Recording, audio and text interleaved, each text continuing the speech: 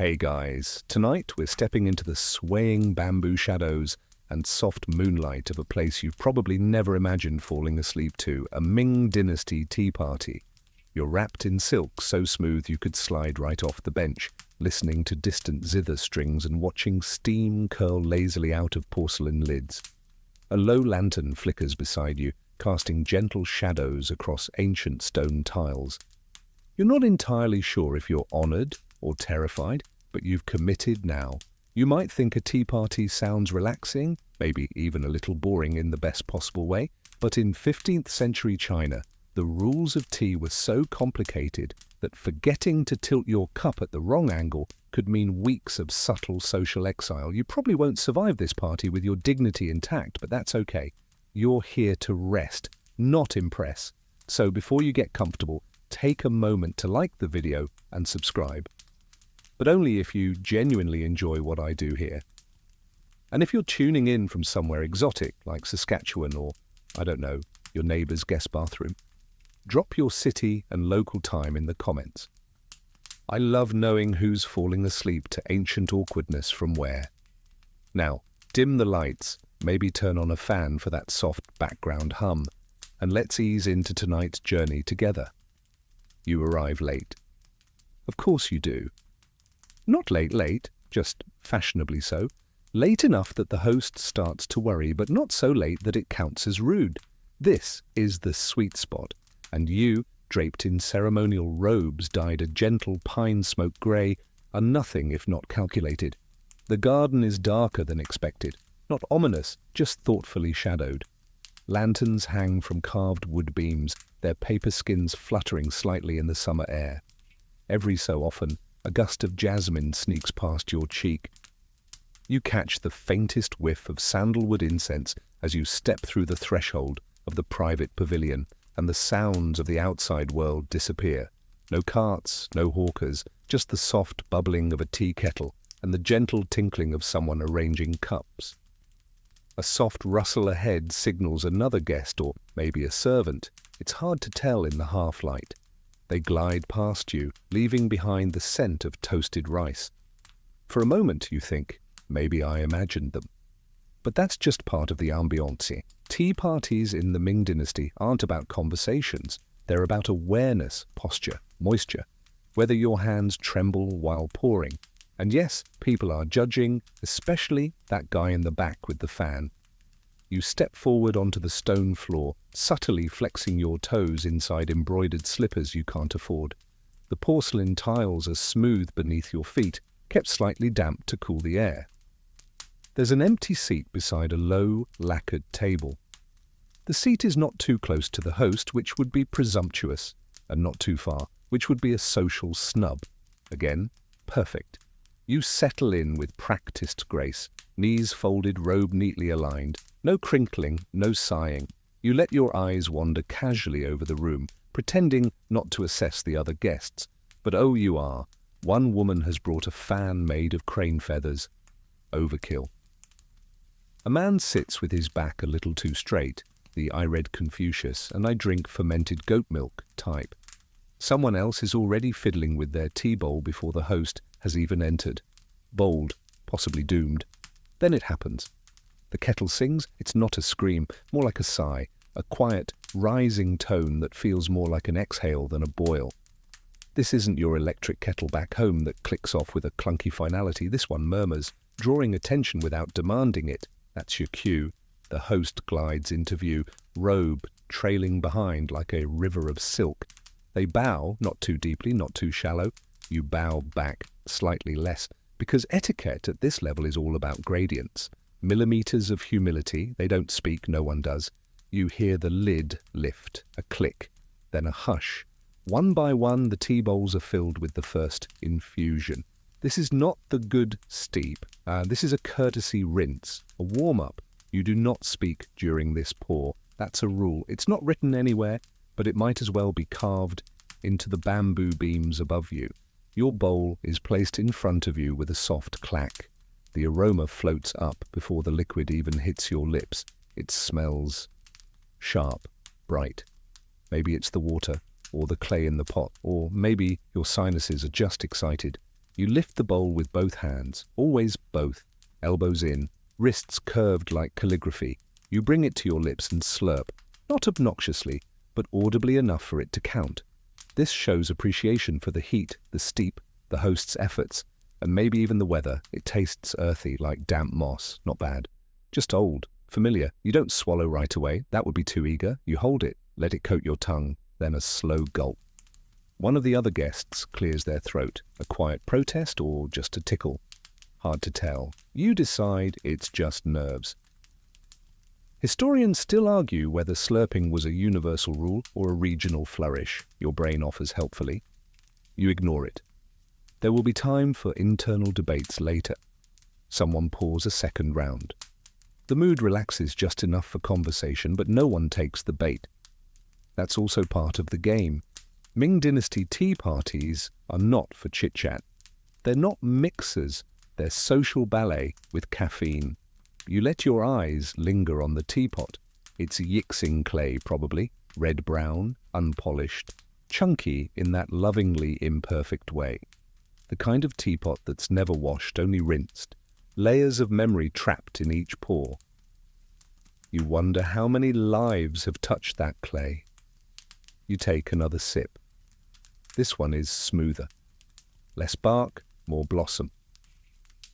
And underneath it all, a whisper of something like cinnamon. You glance at the host, they catch your eye, and raise one brow in acknowledgement. You nod, subtle, appreciative, game on. One of the guests sneezes. A scandal. The host's servant silently produces a handkerchief before the sneeze even ends. Impressive. You mentally award him the night's MVP. Just as you're settling into the warmth of your third sip, a new sound enters the space, the soft clink of porcelain meeting jade. A different kind of cup is being placed on the center table, larger, heavier, decorative, symbolic. You don't know what it means yet, but you know it's important. You'll find out soon enough. For now, you just keep sipping. The scroll arrives without footsteps. One moment you're admiring the way steam curls above your cup, like a dancer mid-spin. The next, a servant is holding out a silk-wrapped scroll with the kind of reverence usually reserved for sacred relics or surprise tax audits. The scroll itself is pale cream, inked with meticulous brushstrokes, so precise they might as well be hair-thin spider legs. You're not sure if you're supposed to read it now or wait until everyone else has one. So naturally, you peek. It's a poem. Of course it is. You squint at the lines, half decoding the metaphor of a crane longing for rain, something about lotus blossoms unfurling in moonlight, and there it is, the invitation, hidden neatly in verse 3. You are cordially summoned to the third bloom of the moon under the west-facing plum tree, which, as you now realize, is not optional. It's polite, but it's a command in fancy shoes. Everyone around you has received the same thing, though no two scrolls are exactly alike. Some have tiny painted seals in the corners, others are perfumed. Some subtly floral, some with the overwhelming commitment of a perfume sales rep in a department store. These scrolls are more than invites, they are social diagnostics. The font, the layout, the density of the brushstrokes, they tell you everything about how the host sees you. Are you a respected peer, a formality, a potential source of gossip or favor? One guest frowns at his scroll, the faintest flicker of offense passing across his face. Too many flourishes, too little actual content. He's been demoted since the last gathering, and now everyone knows it. You, meanwhile, feel a subtle thrill. Your scroll is balanced, poetic, but not overwrought. Thoughtful, with a little margin space left uninked. The kind of breathing room that screams, I respect your intellect, but don't want to make it weird. The host smiles faintly and sips without looking up. That's the only response you'll get. Ming Dynasty etiquette is very clear. Compliments must be delivered through facial tension, not words. You roll up the scroll carefully, not too tight, it creases the brush strokes, not too loose, suggests you're careless with beauty. You slide it into your sleeve the way someone might tuck a receipt they hope they don't need to return. Across the table, one guest attempts to subtly smell their scroll again, as if trying to decode whether the fragrance was intended as praise or a gentle insult.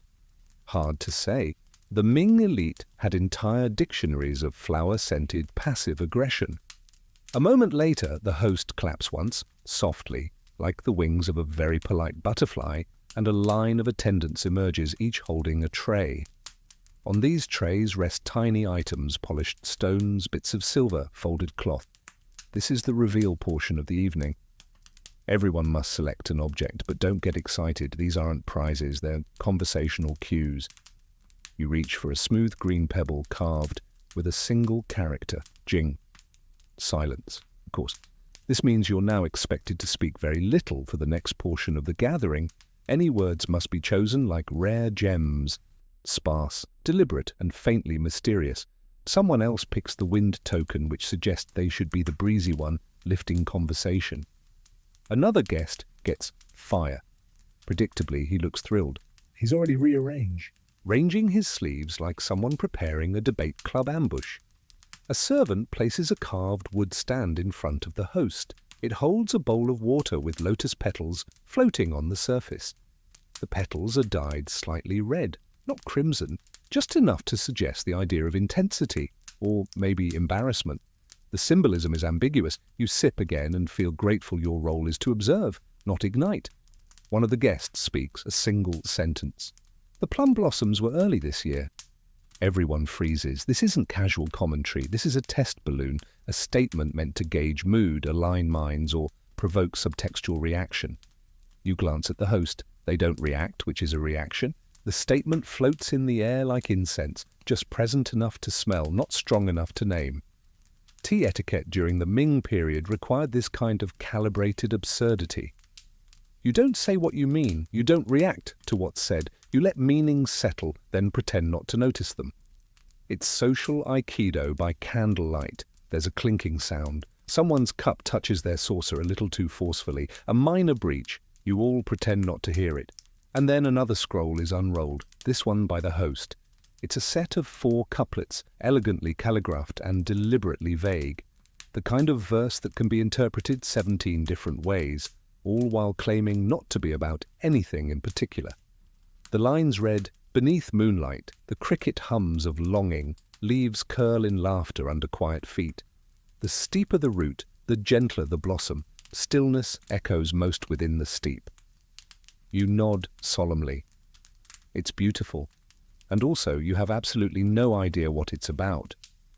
But you're expected to look moved, so you furrow your brow just slightly and sip with purpose. This is the theatricality of the tea gathering, part art appreciation, part psychic warfare. Someone murmurs, "Crickets do hum louder this season." Everyone nods as though this is both deep and meteorologically useful. You resist the urge to giggle. Your teacup is warm again, refilled while you weren't looking. The servants here move like spirits, silent, efficient, and possibly capable of teleportation. The tea this time is lighter, fragrant. It tastes like spring fields. You close your eyes for a second longer than necessary, hoping to commit the taste to memory, or maybe just to hide the fact that you still have no idea how long this thing is supposed to last.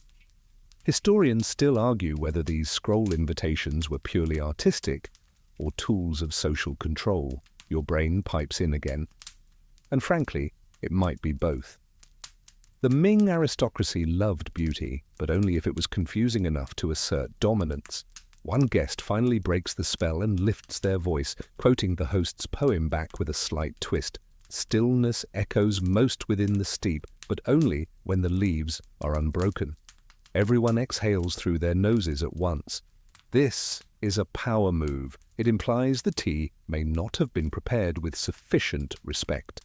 A gentle dig, a declaration of philosophical superiority. The host arches one eyebrow, a move that could mean amusement or the mental drafting of a guest list that does not include this person next time. It's okay. You have silence as your token. You don't need to play. Instead, you take one last sip and return the bowl to its place with all the grace of a sleepy river pebble. You lean back ever so slightly, your robe falls just so. You let the soft crackle of the candle wax and the hum of distant cicadas carry you deeper into the strange, beautiful awkwardness of this ancient tea-lit evening. You're going to need new clothes, not because yours are stained or torn. Heavens no! You wouldn't dare arrive at a Ming tea gathering in anything less than pristine. But these sleeves?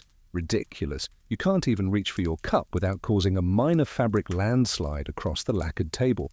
And yet that's exactly the point.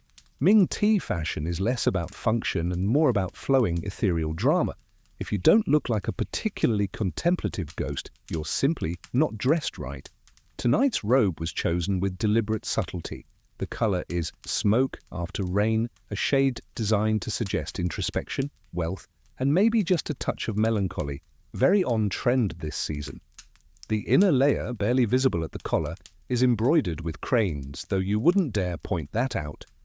Let others notice or don't. Either reaction works in your favor. To dress for a Ming tea party is to engage in silent warfare.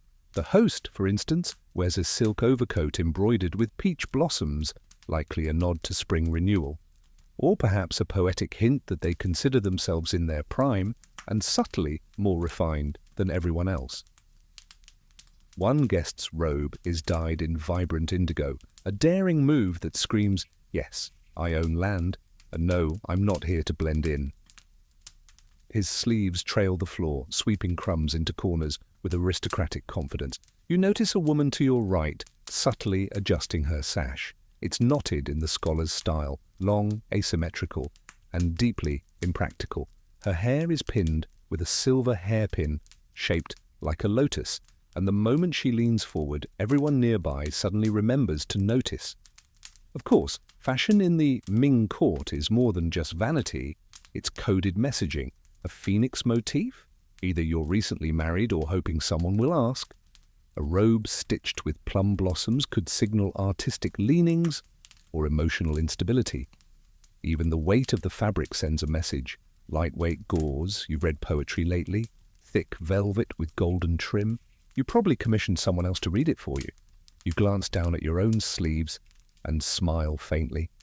Just long enough to be formal and just short enough to pick up your cup without having to dislocate a shoulder. Practicality dressed in theatre. You're proud of that. But let's not forget the shoes. They're barely visible beneath your robe, but you know they're there. Soft silk slippers, soles reinforced with bamboo, quiet, supportive, judgment-resistant. You wiggle your toes discreetly and give yourself a silent pat on the back for skipping the embroidered ones. Those are a tripping hazard during the garden procession later. Now here's a weird thing. During this exact historical period, some tea guests began wearing decorative finger guards. That's right. Little rings made of jade, ivory, or even carved wood, worn on the middle finger of the hand that poured tea. Supposedly, it was to keep hot water from burning your skin if it splashed during a dramatic pour. But more likely, it was just another way to flex, literally and socially. You spot one now, a slender jade band glinting from across the table. Its owner, an older man with narrowed eyes and posture that screams retired official, deliberately adjusts it before lifting the pot. It's a flex, and he knows it. As he pours, all eyes follow the line of water, the angle of his wrist, the steadiness of his fingers. It's part performance, part ritual. And the clothes, the sleeves, the jewelry, the artfully arranged robes, they're not just fashion, they are props, signals, shields. You could probably deliver an entire monologue without opening your mouth, just by adjusting your collar and blinking at the right pace. Historians still argue whether these elaborate garments were chosen purely for aesthetic status or as quiet indicators of one's place in the Confucian moral hierarchy. Either way, it's exhausting. You shift slightly. Your robe sighs as the silk brushes against itself. The sound is satisfying, like someone whispering into a warm cave. Your hands rest in your lap, fingers gently curled, wrists exposed just enough to show you're not hiding anything. Except, your deep existential uncertainty and the growing panic that you're sitting next to someone wearing the exact same sash pattern as you. Your eyes wander to the corner of the room. There, near a side table piled with extra cushions, stands a small lacquered screen. On it, a painting of 3 scholars playing Go beneath a plum tree, robes billowing like clouds. You briefly wonder how long it took the artist to capture the folds just right. Then you remember, in this world, time wasn't something to beat. It was something to steep. You sip again. The tea has cooled slightly. Still fragrant, but with a mellow undertone now. The initial bite is gone, replaced by something rounder, deeper. Like the second verse of a poem you didn't understand at first, but now find oddly comforting. Your neighbor fidgets. Her sleeve gets caught under her teacup. A social stumble. She laughs quietly and pretends it was intentional. Everyone else nods, silently agreeing to pretend with her. The Ming elite may be judgmental, but they're not monsters. Just precise. A servant enters with another tray. This time, it's accessories, delicate fans, some scented, some painted. Each guest is expected to choose one. It's not summer and you're indoors, but fans are more than cooling devices here. They are extensions of personality and, if we're being honest, excellent distraction tools for people who don't want to make eye contact mid-sip. You reach for one, painted with mist-shrouded mountains. Tasteful, humble, just mysterious enough to let people project whatever they want onto you. The host glances around the room. Their eyes settle on each guest for exactly one heartbeat before moving on. It's not inspection, it's inventory. They are making note of every fabric, every fan, every accidental sleeve dip into a tea bowl. In a room like this, stillness is a sport. You shift your weight ever so slightly. Your robe whispers against the mat. Your fan rests in your hand like a sleeping petal. Someone coughs, just once, and the sound ricochets off the silence like a pebble in a pond. You sip. Again, quiet, consistent. You're part of the fabric now. The flicker of candlelight dances along embroidered seams and jade rings. Steam from the teapot rises and dissolves. Everyone looks perfect, exhaustingly perfect. And beneath it all, you can't help but wonder how many guests across how many centuries have sat in rooms like this, wondering if their sleeves were too dramatic or not dramatic enough. You're not even inside the tea house yet, and already the ceremony has begun. It starts with the path, not a straight one, of course. This is a garden designed less for movement and more for contemplation, judgment, and the occasional humble stumble over moss-covered stepping stones. You exit the main courtyard and enter what seems to be a bamboo thicket, though it's more curated than wild. The stalks are perfectly spaced, swaying gently in the breeze, as if they've rehearsed this moment for weeks. The garden maze is intentional. Ming tea parties weren't the kind of thing where guests just waltzed in and grabbed a seat. No, this was theatre. The moment your slippers touch the first stone in the path, you're a character in someone else's play, namely the host's. Every curve of the walkway, every gentle detour around an ornamental pond or whispering pine is calculated to soften your thoughts, or at least get you lost enough to forget your social anxieties for 30 seconds. This isn't just landscaping, it's psychology. You pass beneath a moon gate, a round arch, that makes you duck, just slightly. It's humbling whether or not that's the intention. A slow koi pond glimmers to your left, with lanterns reflecting off its surface like tiny, drifting stars. Somewhere behind the hedges, a wind chime clicks just once, perfectly timed to your passing. You're beginning to wonder if the entire garden is watching you. And it kind of is. In the Ming Dynasty, hosting wasn't just about food and drink, it was an art form. The layout of your courtyard, the condition of your pine trees, the direction of your waterfall's flow, it all spoke volumes about your soul, or at the very least about your taste in rock placement. You round a bend and spot it, a small stone lantern tilted just slightly forward, covered in soft moss. It's positioned beside a tiny bridge that doesn't really go anywhere. But crossing it is essential, it's symbolic, something about crossing from your outer self into the internal space of communion. You place one foot on the bridge. The wood creaks gently. You resist the urge to jump up and down on it like a child. Barely. As you walk, you catch glimpses of the tea house through gaps in the trees. It's deliberately obscured, never fully visible until the final turn. The anticipation is part of the experience. The garden is designed to reset your mind, to slow you down, to prepare you for the seriousness of sipping hot water with floating leaves. You reach a clearing at last. The final station before entry, a stone basin filled with clean water. Beside it, a ladle rests. This is the purification ritual. You dip the ladle, rinse your hands, and splash a little on your face. Not for hygiene, don't be ridiculous. This is spiritual, symbolic. You're washing off the dust of the outer world, or at least pretending to. Now comes the door. The tea house entrance is intentionally small, so small you have to stoop, almost crawl. It doesn't matter how wealthy you are or how embroidered your sleeves, everyone bows at the door. Everyone enters humble. It's a genius move. Inside, the air shifts. Cooler, somehow, more contained. Quieter. Your ears pop, just slightly, adjusting to the stillness. You hear nothing but the slow bubbling of the kettle and the almost imperceptible creak of woven mats beneath careful feet. You are not alone. Several other guests arrived before you, and they're already seated. But no one speaks. They're watching. Politely, of course, as you finish your entrance ritual. The room is arranged minimally. A few scrolls on the wall, one with poetry, one with a painting of an absurdly majestic crane. Low tables arranged in a semicircle, floor cushions precisely fluffed. A small charcoal brazier in the corner glows with soft heat, keeping the kettle gently murmuring without interrupting the hush. You feel your breath change. Everything in the garden was meant to lead you here, to this moment of calm unease.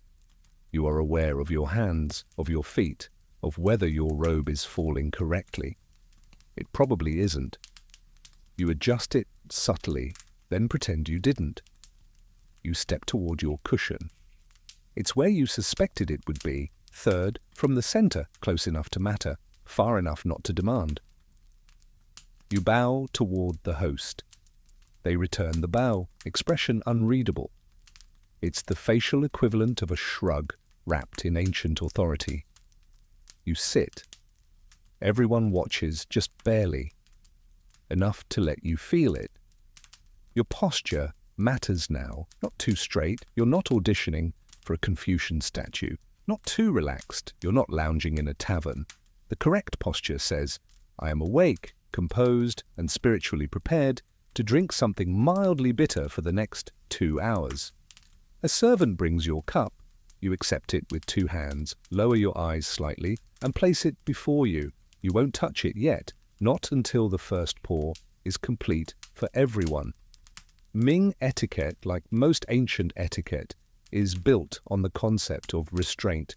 Don't eat until everyone's served, don't speak until spoken to, and for heaven's sake, don't yawn unless you're trying to start a duel. A breeze stirs the scroll on the far wall. It flutters slightly, revealing a second line hidden beneath the fold. A quote, possibly from a forgotten monk or an overworked scholar. You squint. The characters read, empty paths invite the truest steps. You smile, just a little. It's vague, slightly pompous, and extremely on-brand for this kind of evening. You're starting to see the appeal. Historians still argue whether this meandering garden ritual was based on spiritual philosophy or just a clever way to prevent guests from arriving too early and catching the host in their underrobes. Honestly, it could be both. A bell rings. Soft. Round. It signals that the tea is about to be poured. You exhale slowly, letting the tension seep out through your sleeves, into the cushion, and eventually into the polished wooden floor. You made it. You walked the maze. You bowed through the tiny door. You rinsed your face with cold water, and you didn't trip on your hem. This is a victory. Subtle, wordless, damp. And now? Now you get to drink. You've barely had time to admire your perfectly aligned teacup before the host begins their slow approach. They move like a whisper. Not rushed, not sluggish, just gliding forward in that special way that suggests both divine serenity and knees quietly protesting under layers of brocade. Their robe is a pale moss green, embroidered with tiny, silver-threaded bats. Yes, bats. In the Ming Dynasty, bats are symbols of good fortune, which is a lot more charming when you don't picture them flapping above your head at midnight. They stop a measured distance in front of each guest, offering a delicate bow. One hand over the other, eyes down, spine curved at exactly the socially prescribed angle. It's not too deep, which would imply submission, not too shallow, which would suggest arrogance. This is a bow calibrated for mild reverence and maximum lumbar strain. You naturally return the gesture. Your bow, of course, must be slightly less deep than the host's. Too shallow, and you're rude. Too deep, and you're groveling. You feel your back bend, and as you rise, you're momentarily unsure whether it counts as a spiritual gesture or a full-body math problem. The host nods in approval. You didn't mess it up. Congratulations. Around the room, each guest endures their own version of this quiet social pas de deux.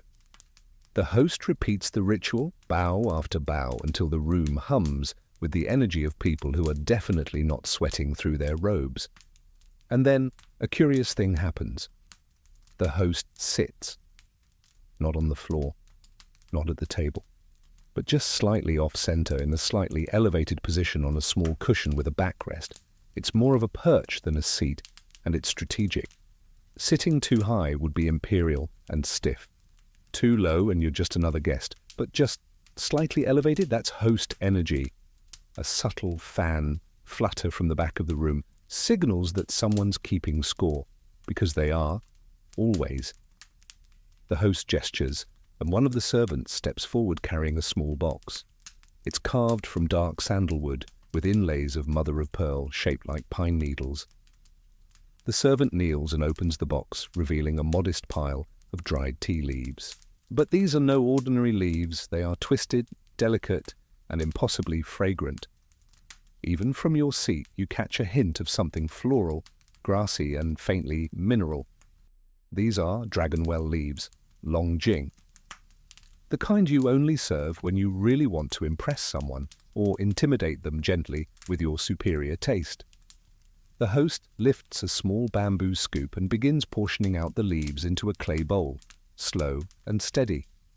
Every flick of the wrist is watched, every soundless sigh measured. This is the sacred prep, the moment that divides the real tea people from the leaf-dunking amateurs. You shift slightly on your cushion, trying to look meditative instead of mildly hungry. Now comes the kettle. It's brought forward with ceremonial precision, brass, squat, and already whistling with restrained enthusiasm. The host lifts it with both hands and begins the pour, not into the serving cups but into a second vessel, a warming bowl, because direct pouring is for taverns and this isn't that kind of party. Steam rises in gentle swirls. It snakes through the air like incense that forgot its script. The water is poured over the leaves with the kind of care usually reserved for newborns or calligraphy contests. You watch it infuse. The color blooms.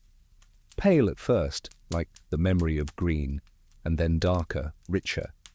No one speaks. You'd think the silence would be awkward, but somehow it's not. It's full.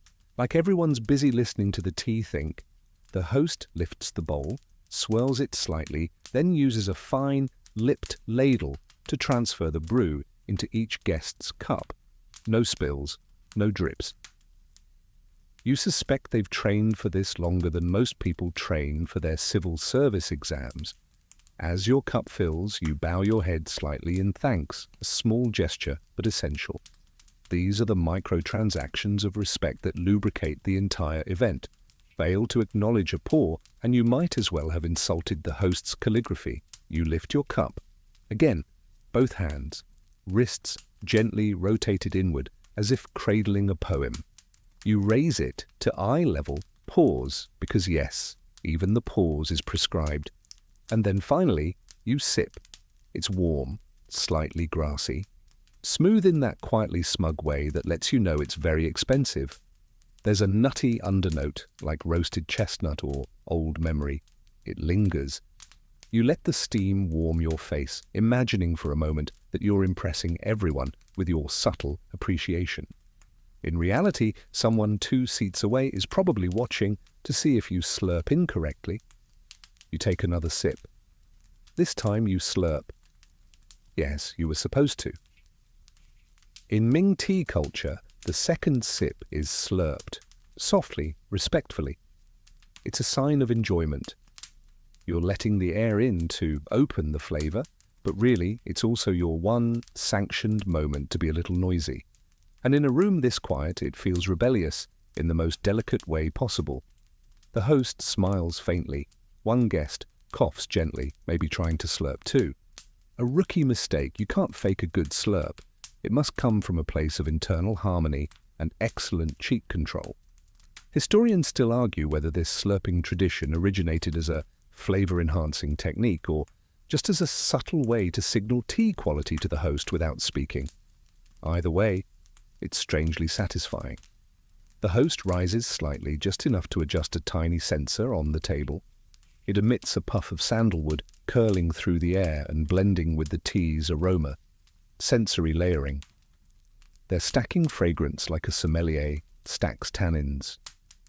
You're almost overwhelmed, but in the best way. And then, as if the room remembered it had breath, everyone relaxes just slightly. Shoulders drop, fans twitch open, someone exhales with quiet relief. You've passed the opening round. The host bows again, less formally this time. You bow back. It's like a nod that says, "We're in this now." Tea has been poured, roles have been played. And you? You didn't spill anything. You're seated. You've sipped. You've slurped. You've survived the host's wrist choreography and dodged any major robe malfunctions. Now comes the part no one warned you about, where you sit. Matters a lot. At first glance, the arrangement seems innocent. Floor cushions, low tables, everything symmetrical and tasteful. But don't be fooled. This seating chart is a political document dressed in soft upholstery. The Ming Dynasty didn't do anything without a layer of encoded meaning, and tea party seating is no exception. You glance around. The host sits naturally in the pivot spot, center rear, facing the room, back to the scroll wall. This isn't just a convenience, it's a throne in disguise. From this spot they see everything. The entire gathering flows outward from them like ripples in a koi pond. And each ripple? That's a level of social closeness, moral worth, and, in some cases, tolerated eccentricity. Your position? Third on the host's right. Not bad, actually. It's quietly flattering. First spot to the right is for the VIP guest, a visiting scholar or old family friend. Second is reserved for someone the host respects but doesn't want to argue with about Confucian grammar all evening. You're the conversational sweet spot.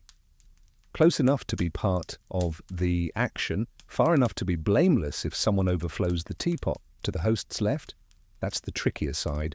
While technically equal in distance, it's considered more delicate, where poets, musicians, or faintly unstable aristocrats might be placed.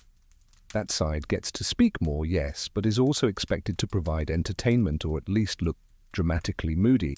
In candlelight, one guest across from you seems puzzled.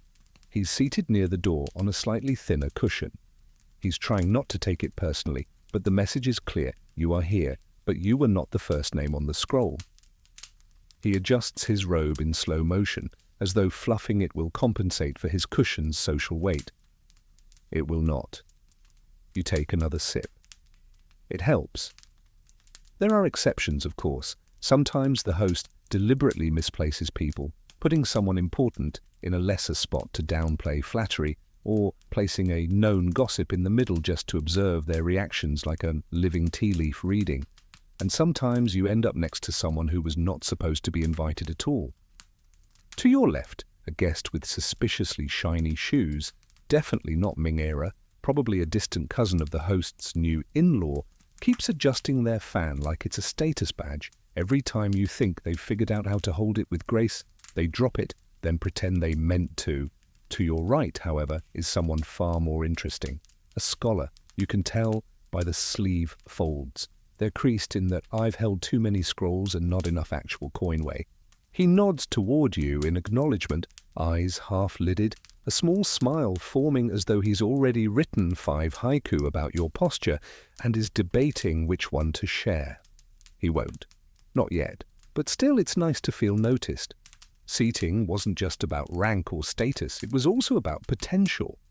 The host would often arrange guests to provoke certain energies. Some sections of the room were yin, others yang. One corner might favor discussion, another silence. It's like ancient feng shui meets musical chairs, except the stakes are your reputation and no one is allowed to run. You adjust your robe subtly, trying to maintain spatial poise. Your elbow shouldn't invade the guest next to you, but your aura must be felt like steam, not soup. Now comes the observation phase. Everyone has their tea. The host has finished the first pour. The second pot is warming quietly in the brazier. You're all in place. This is the moment to let your gaze drift across the room with measured indifference. You're expected to notice, yes, but only in the way a monk notices birdsong or the passage of time.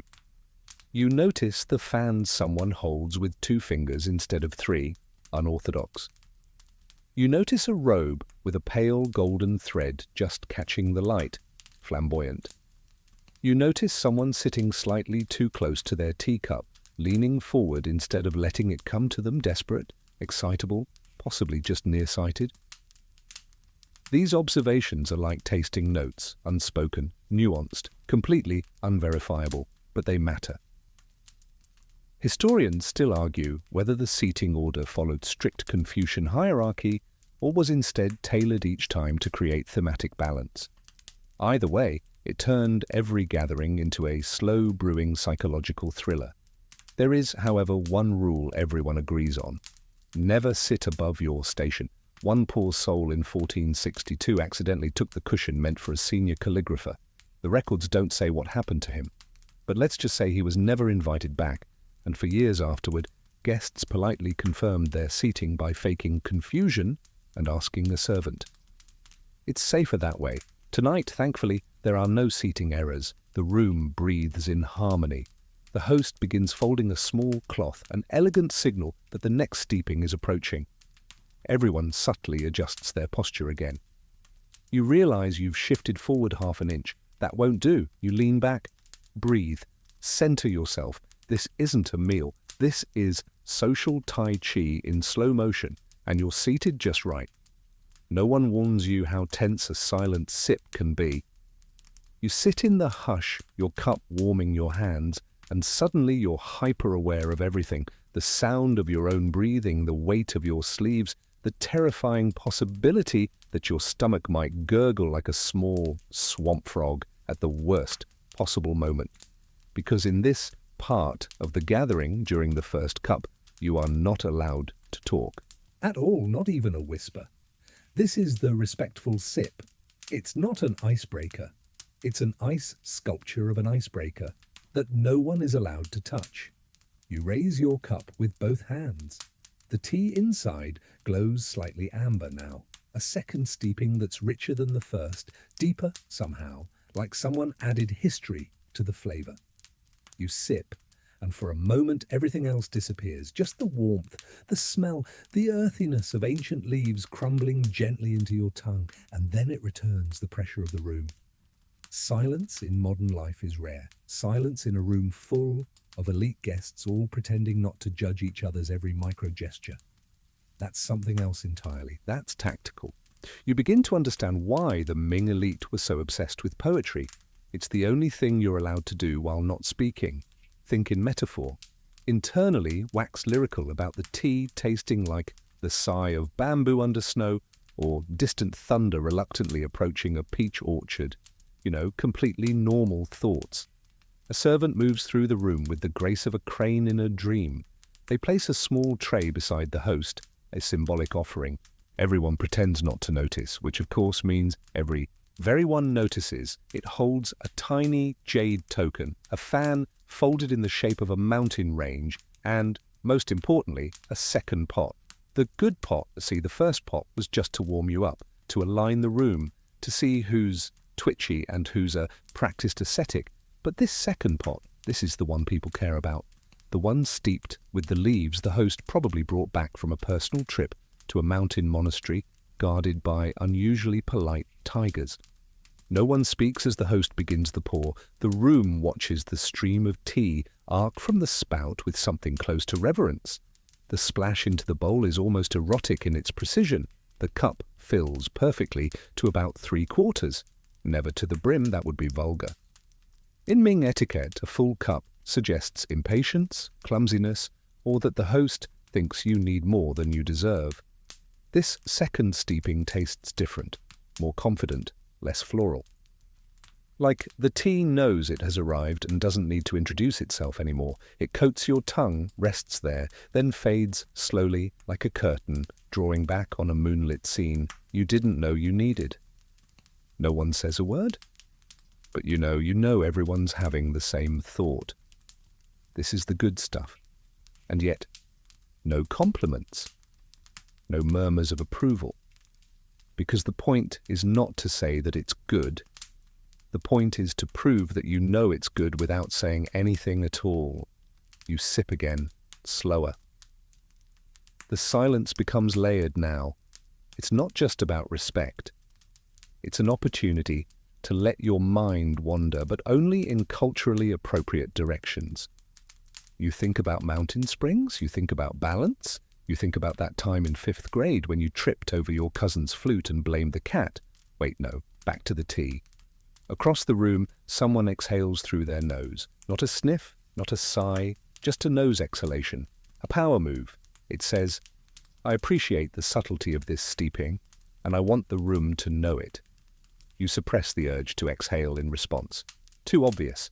Instead, you lean forward the appropriate amount, just a few inches, to smell the tea before your next sip.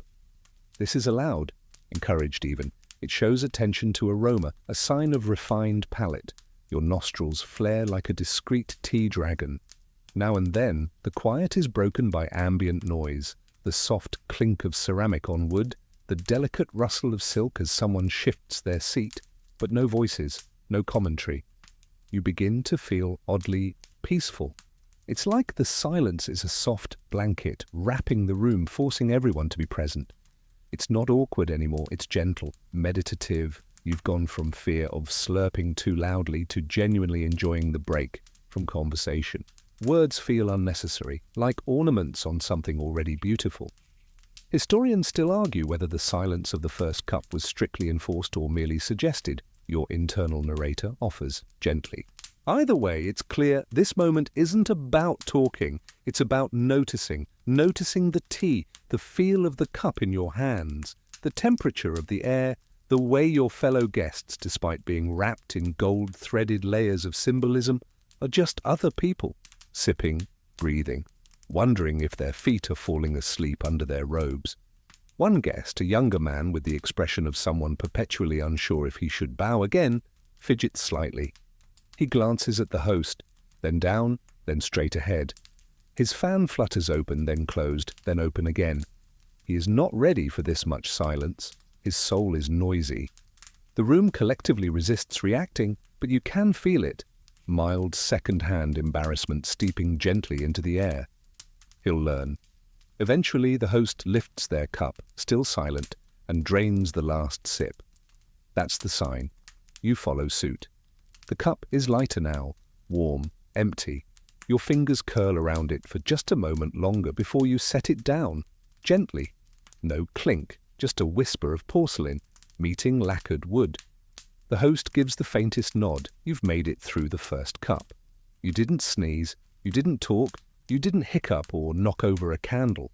In the ancient calculus of Ming social etiquette, you're absolutely thriving. And now, finally, someone clears their throat. The silence is broken, not shattered, just gently nudged aside like mist parting for morning light. Conversation can begin. Well, now it gets awkward. Not loud awkward, never that.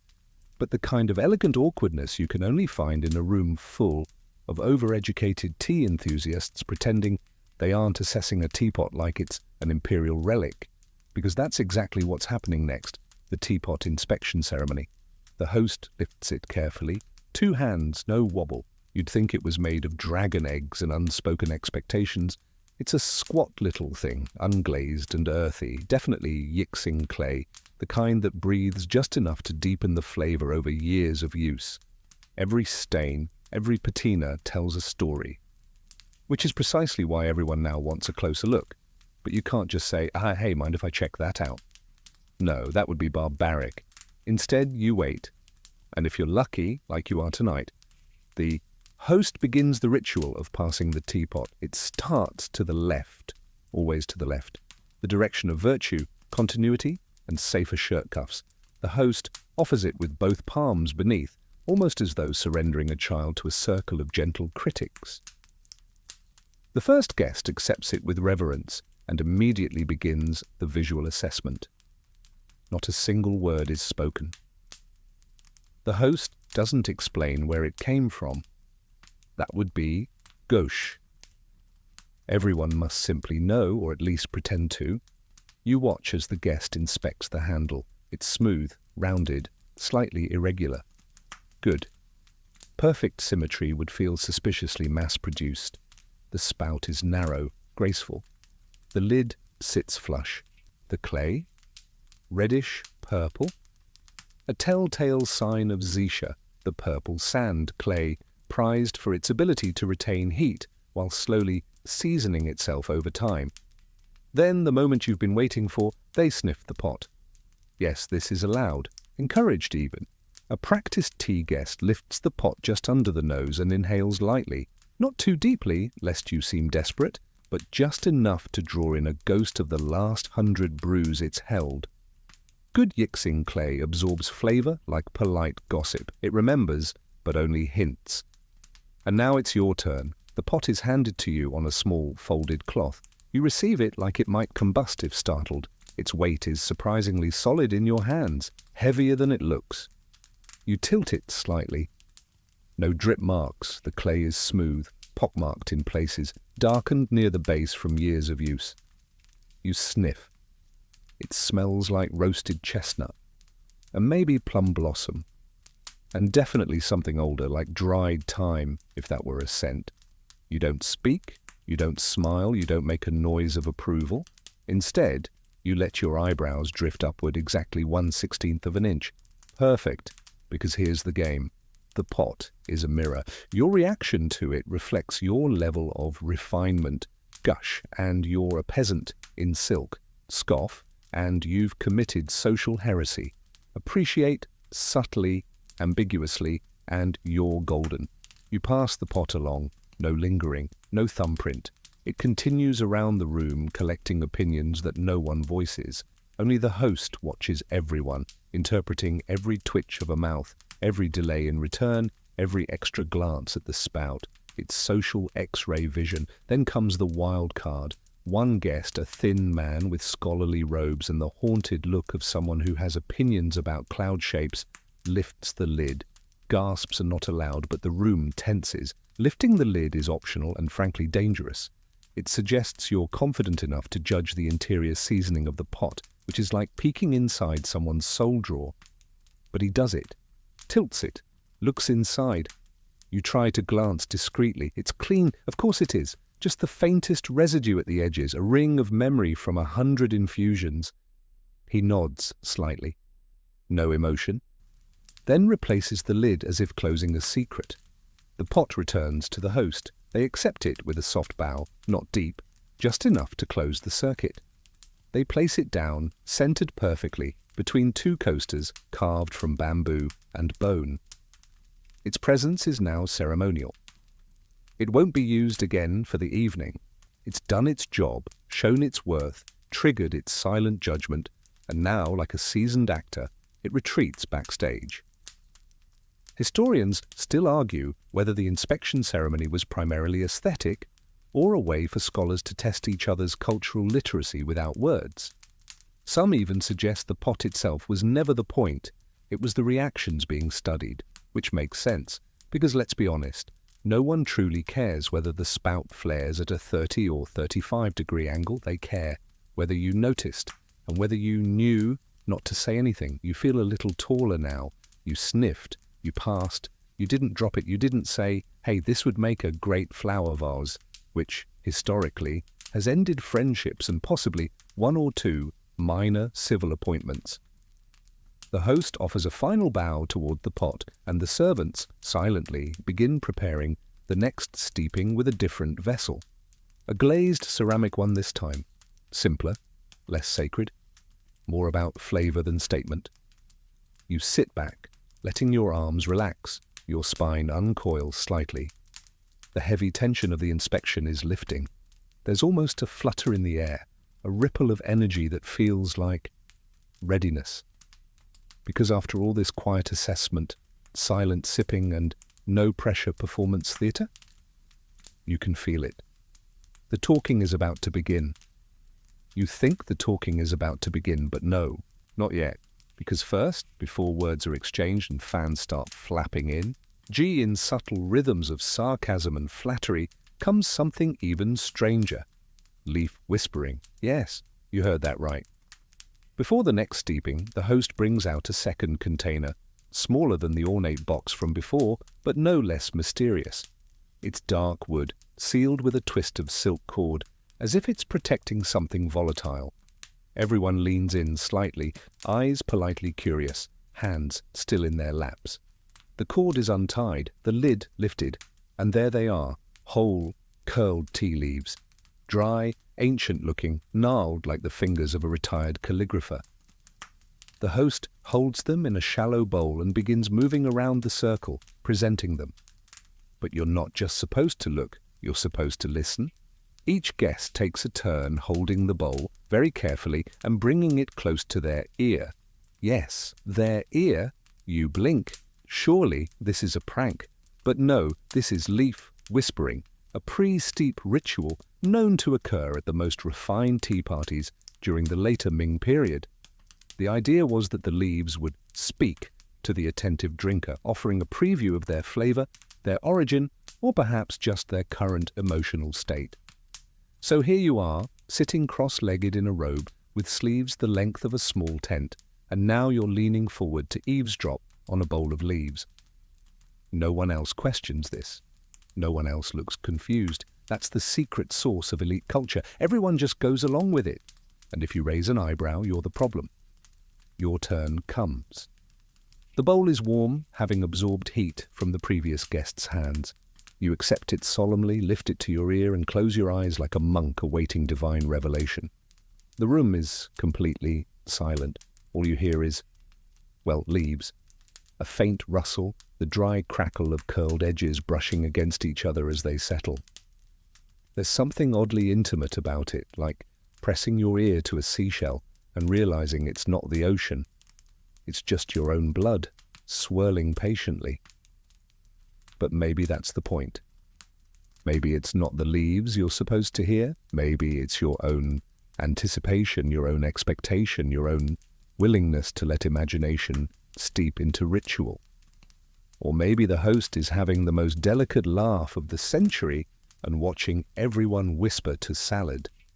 Either way, you nod thoughtfully and pass the bowl on. You have officially heard the leaves. The next guest lifts the bowl, tilts their head, and then actually hums. A quiet, approving note, as if the leaves have told them something encouraging about their future. You resist the urge to hum back. Historians still argue whether leaf whispering was ever taken seriously or simply a fashionable affectation among scholar gentry who had run out of new metaphors for moss. In either case, it stuck around just long enough to confuse people like you. Now the bowl returns to the host. They nod, satisfied, and pour the leaves into the new teapot. This one, ceramic, blue and white, painted with a simple landscape, mountains, a bridge, and a solitary figure crossing it. You like that, it's calming. The water is poured. A different pour this time, slightly higher, creating a light splashing effect. This oxygenates the leaves, supposedly waking them up, which, given what they've just gone through, feels fair. You lean back and wait as there's a pause now, a hush made heavier by what's just happened. Everyone knows the talking begins soon, but not until the first pour of this batch has been tasted, and so once again, cups are filled, Yours arrives, and you bow slightly in thanks. The liquid inside is lighter than before, pale gold, clear, with a few tiny leaf fragments floating near the rim. Not a flaw, a flourish. You sip. It's bright, alive. It tastes like spring rain and wildflowers that got into politics. It hits your tongue, then vanishes so fast you want to chase it. And then, finally, the guest to your left coughs gently, sets their cup down, and says the first actual sentence of the evening. These leaves were less talkative than the last batch. A ripple of soft chuckles passes through the room. It has begun. The etiquette has shifted. Still formal, still precise, but now, at last, there is sound. Conversations begin in twos and threes, murmurs only, voices no louder than wind, moving through reeds. But it's social noise, and it feels good, like cracking a window after a long winter. Topics stay on brand at first. Tea, weather, someone's cousin's recent haiku about moths. But under the surface you can feel it building, the desire for stories, for gossip, for something a little juicier than leaf temperament. You join in, slowly. The scholar next to you leans in. Did you catch the faint cinnamon in the back note of that last sip? You nod. Or was it hawthorn? He grins. Maybe it's both. Maybe the leaves are keeping secrets. You smirk into your cup. You're having fun. You just whispered to dried foliage, and now you're debating the emotional honesty of flavor profiles with a man wearing socks that cost more than your ancestral rice field. And it's working. You've crossed the line from ritual into play, from silence into conversation, from guest into participant. Just when you think you've made it through the weirdest part of the evening, yes, you're still processing the fact that you listened to leaves, it gets more specific. Because now it's time for the pouring ritual, also known as the wrist flicks and water spirals phase. This is where the artistry of the teapot reaches its full performance, and where you discover that your humble wrists are woefully unprepared. You notice the shift immediately. The host reaches for the teapot, not the ornate Yixing clay one from earlier, but a new vessel, glazed a soft celadon green shaped like a sleeping bird. It's elegant, sure, but what matters now isn't its color or shape. What matters is how it's used. This is the host's solo, the moment to shine, not with words, but with water. The kettle is lifted with both hands, cradled like a newborn thought. Then slowly it tilts, not abruptly, not with a grunt. It's more like the water is gently convinced to leave. It pours into the pot in a spiral, not a stream, a spiral. How? You lean in just enough to study it. The wrist movement is subtle, a slow, controlled rotation that makes the stream arc like a silk ribbon caught in a breeze. It coils into the teapot as if the water itself were performing a calligraphy stroke. This, of course, is intentional. In Ming Dynasty, tea etiquette, a graceful pour, wasn't just elegant. It was loaded. A perfect spiral meant emotional balance, cultivated spirit, and excellent control over your upper limb ligaments. It was said that you could judge a person's entire upbringing from how they poured hot water. You, thankfully, are not the one pouring, not yet. The host finishes the spiral and lets the water rest inside the pot. Not steeping, not yet. Just settling. Everyone watches, not because they have to, but because you can't look away. This is a performance, and no one wants to miss a misstep. Now comes the swirl. The host lifts the pot and swirls the water inside. Again, not too fast. The swirl is meant to distribute the heat evenly, to open the leaves in a balanced way. It's called Waking the Leaf Spirit, which sounds like a children's cartoon, but is taken very seriously in this room. You glance at another guest, older, dignified, hair like a frozen waterfall, and catch the briefest narrowing of his eyes. He's judging the swirl speed, probably writing a haiku about it in his head, titled Too Brisk, Too Bold. Finally, the pour begins. Not into the cups, not yet, but into a sharing vessel. A small white bowl with a spout, often called the fairness pitcher. Why? Because if you pour directly from the teapot into each guest's cup, the first gets weak tea and the last gets a slap in the face from oversteeped bitterness. So instead, you pour into the fairness bowl, then distribute equally from there. It's democracy in ceramic form. The pour from the pot to the pitcher is quick, but still precise. The host flicks their wrist at the end, a graceful snap, almost invisible, meant to prevent the final drop from trailing. If a drop hits the table, you pretend not to see it, but everyone does. You're offered the pot next, not to pour, not yet, just to try the wrist flick. Oh no, you accept the pot with both hands. It's warm and heavier than expected. You tilt, slowly. Water swirls inside. Practice water, thankfully. The host nods gently. You try the spiral pour into a waiting basin. Not bad. You even manage a flick at the end. You're not sure it worked, but the table doesn't gasp, so that's promising. You pass the pot along. Another guest attempts the flick and gets a visible drop. Just one. It slides down the spout like a traitor. The host smiles politely, but you see the twitch. The guest places the pot down as if they've been handed a poor report card. It's fine. We're all learning. A servant refills the pot. The leaves have steeped just enough. The host begins the final pour. Into cups this time, from the fairness pitcher. The stream is low, steady, and absolutely silent. Not a gurgle, not a hiss.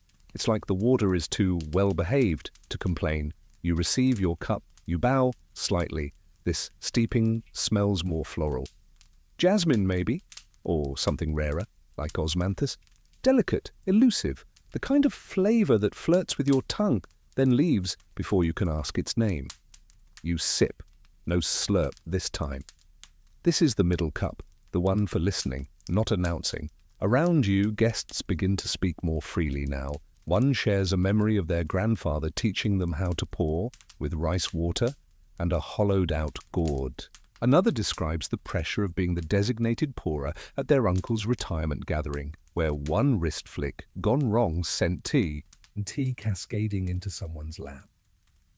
Everyone laughs, quietly, gently. Even the host, you realize something. The wrist flick isn't about skill, it's about intention. You can't fake a good flick, you can't overthink it. You just have to let your hand do what it's learned. Trust your grip. Trust the balance. Let it flow. Historians still argue whether the flick was a necessary technique for functional pouring or an aesthetic gesture meant to display spiritual readiness. The truth is, it was probably both, and now you know it. You hold your cup, the steam brushing against your face like a whispered compliment. Your wrist tingles slightly, remembering the motion. You're not perfect, but you did it. And in this room tonight, that's more than enough. The pouring's complete, the flicks have flicked, the tea is steeped, and the party, finally, begins to steep too. The room has softened after the wrist flicks and spiraling water dances. After everyone's cup is filled and their confidence either bolstered or bruised, it happens. The hum of low conversation finds its rhythm. And then, of course, it's time for what sounds like a culinary crime, but is actually an honoured tradition, the slurp of respect. Yes, now is when you're supposed to slurp. Not just a little nose sip, a real slurp. Audible, intentional, elegant, if that's even possible, when inhaling liquid through narrowed lips. Because here, in the middle of the gathering, the second steeping isn't just for taste, it's for performance. The host lifts their cup first and, with the most delicate lean of the head and purse of the lips, produces a sound not unlike a distant koi nibbling the surface of a pond. A whispery shrrp, just enough to confirm appreciation without disturbing the teacups. And like clockwork, everyone follows. Your turn. You lift the cup. Inhale the aroma. It's richer now, fruitier, with a strange floral note you can't place. Maybe chrysanthemum. Maybe a poetic hallucination. You part your lips and slurp. And oh my, it's good. The flavor hits the roof of your mouth, fills the back of your throat, and somehow, you swear, also reaches your memory. It tastes like something you once felt while standing under a pine tree after rain, like dried apricot, pine smoke, and forgotten ambitions. You swallow slowly. One of the guests across the circle raises an eyebrow in appreciation. That's it. No words, just one eyebrow. You've done well. See, in Ming etiquette, this second cup served during the midpoint of the evening is not just for drinking, it's for showing that you're fully engaged. The slurp is your applause. It's how you clap in a room that's allergic to loud gestures. The host smiles faintly. You're now in the golden zone, when everyone is warm, lightly tea drunk, and just vulnerable enough to start letting personalities seep through. Conversations begin drifting. To your right, a scholar muses on whether the tea leaves were from the northern slopes of Mount Lu. Someone else chimes in, "The flavor's too bold for northern slopes." A third says, "Unless the harvest was after the first frost," and everyone nods solemnly, like they didn't just make that up 5 seconds ago. One guest, clearly emboldened by oolong, attempts a second slurp, louder this time. He's testing the room. Shrrrp. A few guests glance over. One fan twitches. The host does not react. It's a line walk, this slurping business. Too little, and you seem unappreciative. Too much, and suddenly you're the guy who gets referenced in scrolls a century from now under notable over-expressions at gatherings. You sip again. No slurp. You've earned your silence. And then someone does it. They lean back and say, "You know, this reminds me of the garden gathering in the year of the silver lotus." Ah, here we go. The storytelling has begun. Tea parties in the Ming Dynasty always had this turning point. Once the host signaled the room was at ease, usually via a successful second steeping and a flawless slurp, they expected the guests to entertain each other. You weren't just here to drink, you were here to contribute. The speaker is an older gentleman with a long, narrow beard and eyes that say, "I once insulted a governor with metaphor and got away with it." He speaks slowly, letting his words steep like the tea. The year was damp, the lotus bloomed early, and the tea came in carved bamboo tubes, sealed with beeswax. We slurped in the rain. A few guests smile. You do too. It's not about the details, it's the mood, the cadence, the weaving of memory and imagination into a tapestry of mist and flavor. This is the part of the evening where reputations are made, not through wealth, not through fashion, but through stories. You can show you belong here by remembering something others wish they'd experienced. A woman to your left responds with her own tale, involving tea carried by crane to an elderly monk who only brewed it once per season. Everyone gasps at the right moment. Someone mutters incredible under their breath, like a reverent student in a dramatic scroll. You sip, again, slowly. Each steeping grows quieter in flavor, but louder in symbolism. The third cup is about lingering, the fourth about endings, but this second one, this slurped, shared, appreciated cup, is about connection. You remember something, a story perhaps, but you're not quite ready to tell it. You let it sit in the back of your mind like leaves resting at the bottom of a pot, waiting for the next swirl. Historians still argue whether slurping evolved from monk rituals or was adopted as a trend by scholar gentry who wanted an excuse to show off their palates. Either way, it stuck, and tonight, you're part of it. You've slurped respectfully. You've listened to the rain-soaked memories of strangers, and you've sipped your way into the rhythm of something old, something peculiar, and somehow utterly comforting. The tea has made its way into your bloodstream now. You're floating, just slightly, in that gentle, euphoric zone between cozy alertness and deep calm. The room feels softer, your cushion warmer, the candlelight more persuasive. Conversations drift like incense, words stretch longer, pauses grow friendlier, and that's when it happens. Peach, pit, gossip. It starts innocently enough. A guest with artfully tousled hair, and the energy of someone who's been waiting all night to be asked something, clears his throat, lifts a fan, and says, "I heard a curious story, tucked in a poem, shared by a friend of the minister of ceremonies." Every head tilts. The room doesn't hush, it leans. This is how it always begins. See, in Ming Dynasty tea parties, gossip was never delivered directly.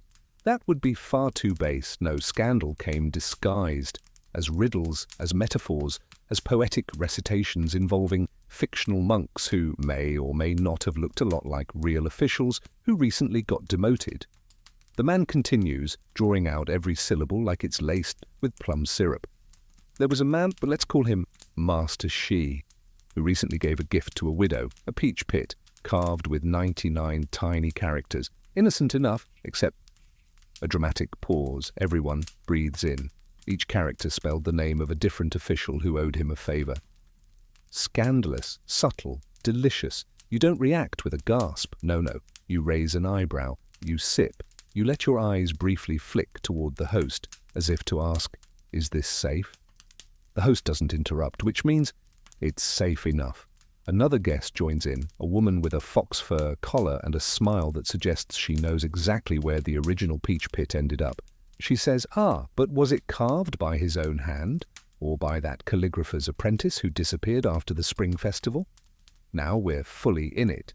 This is the tea party's unspoken third purpose. After spiritual alignment and social calibration, covert political theatre. What better place to exchange dangerous truths than beneath layers of perfumed metaphor between sips of hot chrysanthemum? You listen closely. Everyone here has something to gain, or at least protect. That poem about a crane? It might be about a love affair in Suzhou. That fan's painting of storm clouds over pines. A warning about an upcoming bureaucratic shuffle. The story of the tea farmer who accidentally harvested in winter. A jab at a rival's poor timing on a trade proposal. And right now, the peach pit has become a character in its own right. Every guest is adding a layer to the story, some with dry humour, others with faux shocked restraint. Someone wonders aloud if the original pit was roasted before carving, implying the recipient's feelings were heated. You sip your tea again and decide to contribute, lightly. You raise your fan, half hide your smile and say, perhaps the message wasn't in the carving, but in the fact that the peach was eaten. A ripple of chuckles. The scholar beside you actually claps, once, softly. This is how reputation is built. Not with loud declarations, but with well-timed cleverness. You're not here to start the rumor, you're here to garnish it. Historians still argue whether this kind of poetic gossip was tolerated because of its subtlety or because the elite simply enjoyed the game too much to outlaw it. Either way, it thrived. You glance at your cup, still warm, still fragrant.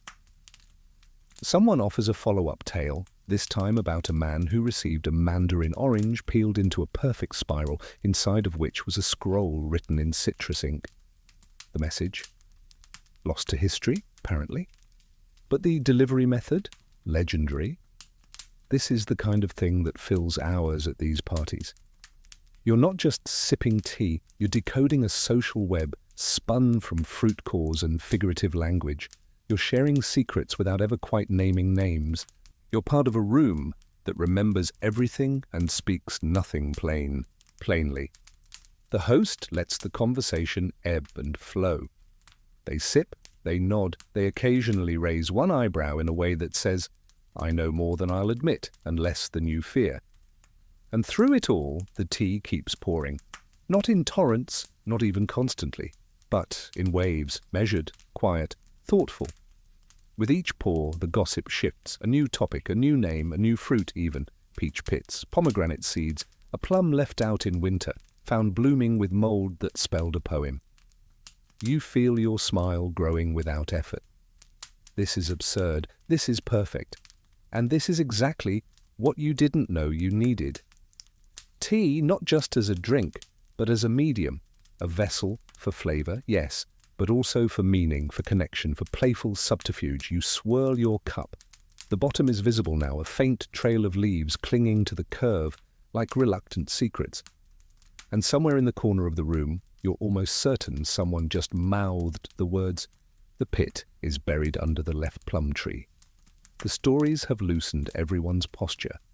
Fans rest on laps now instead of fluttering like nervous butterflies. Slippers peek out from under robes. A few guests lean ever so slightly toward their neighbors, whispering a little more boldly, giggling with that polite, repressed euphoria that can only come from prolonged restraint, finally exhaling. And just in time, because here comes the next stage of the party. Snacks you can't pronounce. You hear them before you see them, the soft chime of silver serving trays, the whisper of silk-clad attendants gliding across the floor, and the collective internal gasp of a dozen people realizing they're finally, gloriously, going to chew something. You've been sipping warm water and performing high-stakes body language theatre for what feels like 7 lunar cycles. A bite of anything would be enough to spark joy. But of course, this is a Ming tea party. You're not getting anything so gauche as finger food. Oh no, you're about to be offered tiny masterpieces. The tray placed in front of you is carved bamboo, lacquered with glossy red resin and lined with a delicate paper doily bearing a hand-brushed poem in miniature script. On top of it rest 6 snacks, each one no bigger than a curled-up beetle, each with a name longer than your family registry. You recognize maybe one. The first is a glutinous rice cake shaped like a chrysanthemum blossom, colored pink with crushed goji berries and filled, allegedly, with a paste of winter lotus, pine nut, and 7-spice fog. You take that to mean sweet and weird. Beside it is a cube of something transparent and trembling. It jiggles when you breathe on it. It's called shadow jelly, and one guest across the circle says, without a trace of irony, "Ah, the kind that tastes like mountain reflection." Of course it does. Then there's a roasted seed cluster held together by what appears to be a syrup made from fermented hawthorn. It's sticky, it's crunchy, it tastes like regret and honey. You love it immediately. But the crown jewel is the dumpling, not a plump, rustic peasant dumpling. No, this one is so thin it's nearly see-through, and it rests atop a lotus leaf like royalty. It's folded into the shape of a tiny goldfish, complete with scalloped edges for fins. Inside is a filling of minced chestnut, dried longan, and a hint, just a ghost, of mandarin peel. You hesitate to eat it. It's too pretty, too clever. You glance at the guest next to you. He's staring at his goldfish dumpling like it might swim away if disrespected. He whispers, "The last one I ate stared back at me." You decide to go for it. You bite the head, fish, and it melts, just vanishes. The chestnut hits first, earthy, rich, then the longan, sweet and raisiny. The citrus waits until the end, then pirouettes across your tongue like a dancer with stage fright. A tiny explosion of flavor. You sigh without meaning to. Across the table, a guest picks up something that looks like a candied mushroom and mutters, "It tastes like a forest fire had a philosophical crisis." No one argues. Each treat comes with a story. Some are told aloud, some merely implied. One guest insists the pink rice blossom was once used to signal romantic interest in a forbidden courtship.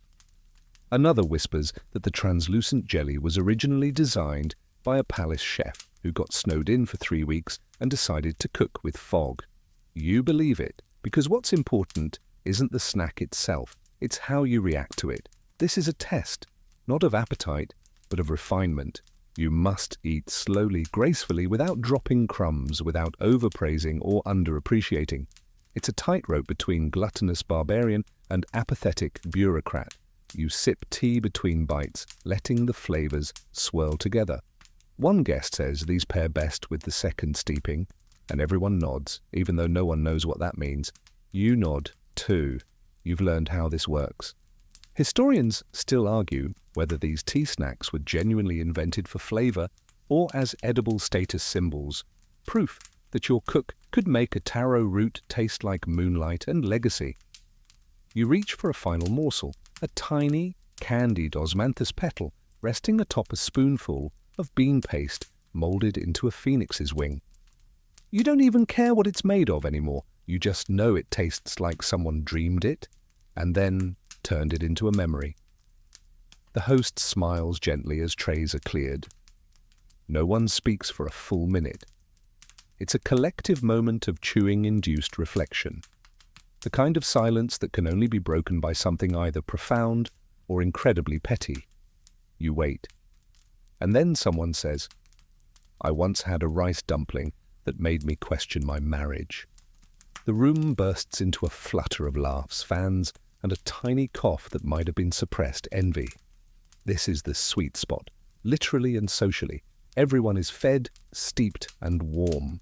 You're not just guests anymore, you're co-conspirators in a beautifully absurd game of edible poetry and unspoken critique. And somehow, your stomach and your soul both feel full.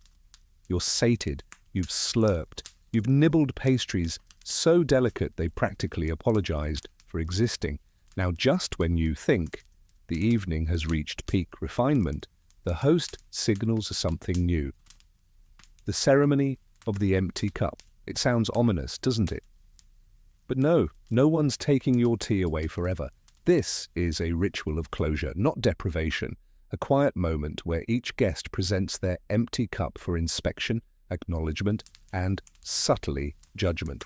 Here's how it works. Once the third steeping is complete and everyone has enjoyed their final polite sip, no slurping this round, too brash, the cups must be placed back on the mat in a very particular way, not just anywhere, not carelessly, certainly not upside down unless you're declaring some sort of poetic mutiny. You're supposed to tilt it slightly, angled toward the host, opening the cup's mouth just enough to say, "I have partaken and I am grateful, but also, please don't fill it again right now because I'm incredibly full and mildly dizzy." You glance around. Each guest is doing it with their own personal flair.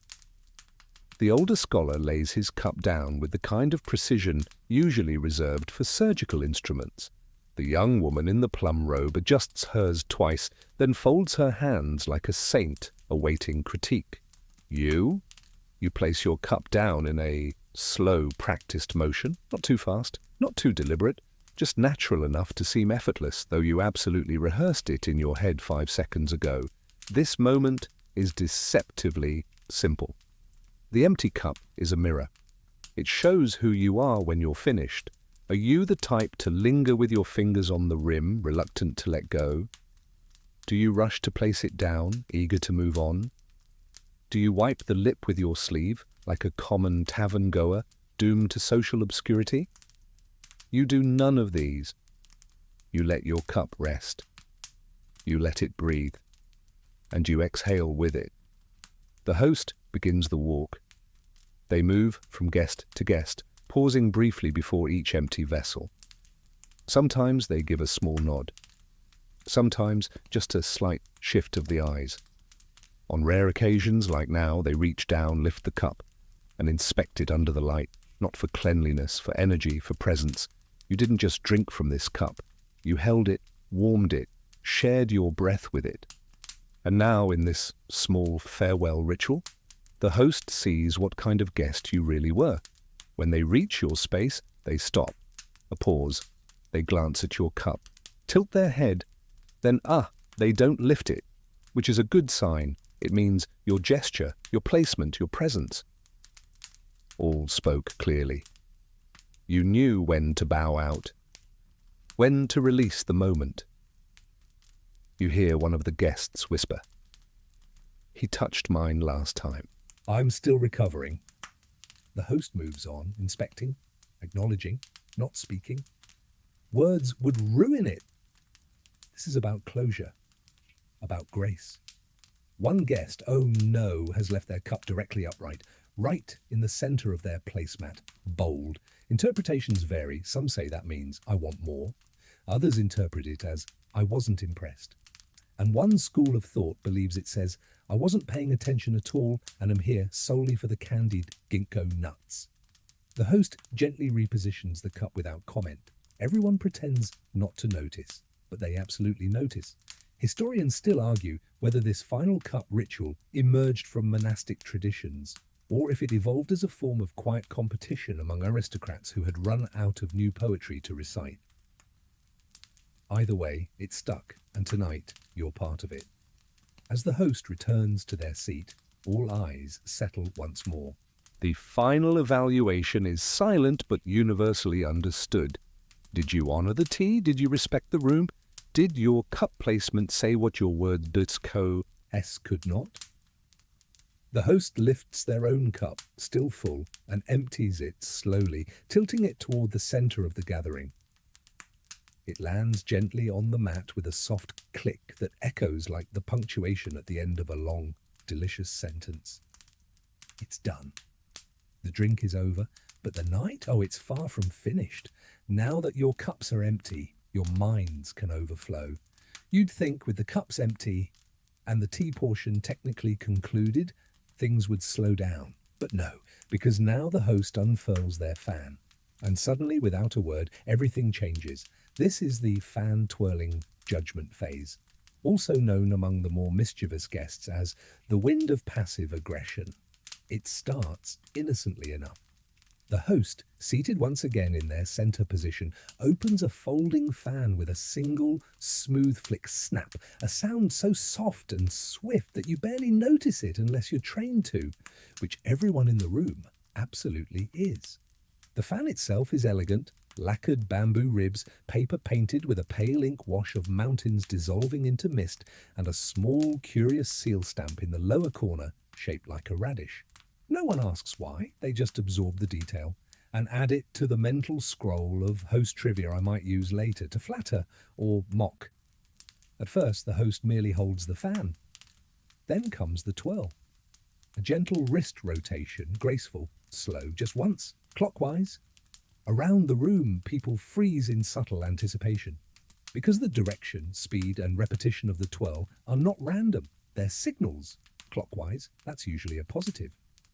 It means the gathering is flowing well. Counterclockwise, a soft rebuke, the energy is unbalanced. A slow double twirl, I'm intrigued. A fast flick stop, someone has disappointed me and I am processing it through finely painted paper. You sip the remaining dregs from your last cup, purely symbolic at this point, and wait. The host turns the fan slightly in their hand. Another twirl, this one slower, deliberate. They glance toward the scholar in the corner who made that very niche joke about Tang Dynasty land tax reform earlier. Twirl. That's a nod of approval. The scholar nods back, smug but contained. You notice that no one else is talking now.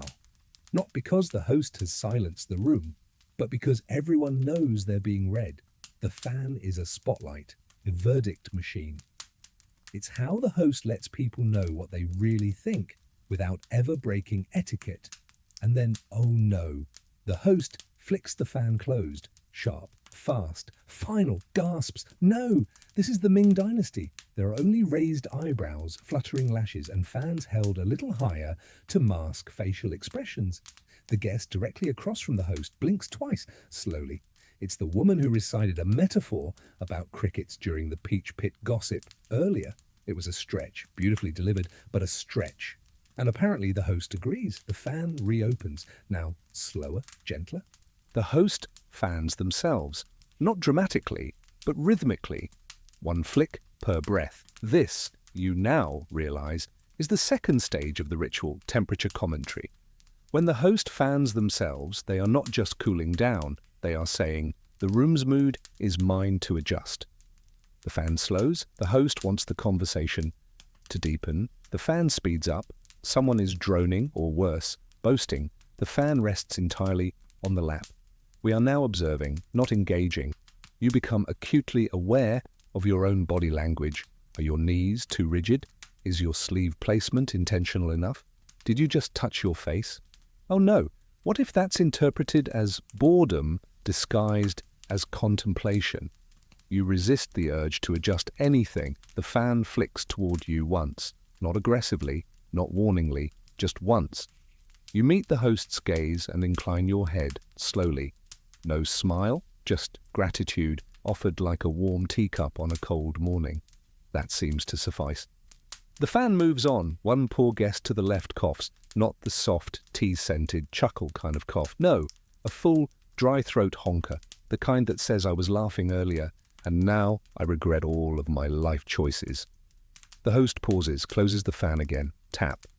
The tip of the fan rests gently on the host's knee. Everyone knows what that means.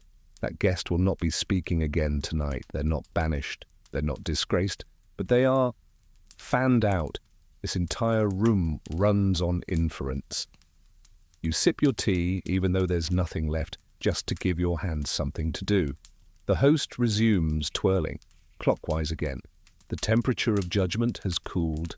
A guest across the way tries to regain the flow. They lean forward and say, "Has anyone seen the newest scroll from the Canalside School of Brushwork? The one with the eel-wrangling monk?" The host twirls once, slowly. Conversation approved. Historians still argue whether fan twirling was a codified language passed down through court circles, or a flexible invention of hosts with too much power and too many opinions. Either way, tonight it's gospel. And now you notice something else. Some of the guests have begun to fan themselves. Carefully. A flick here. A half-open pause there. Mimicking the host, but never matching.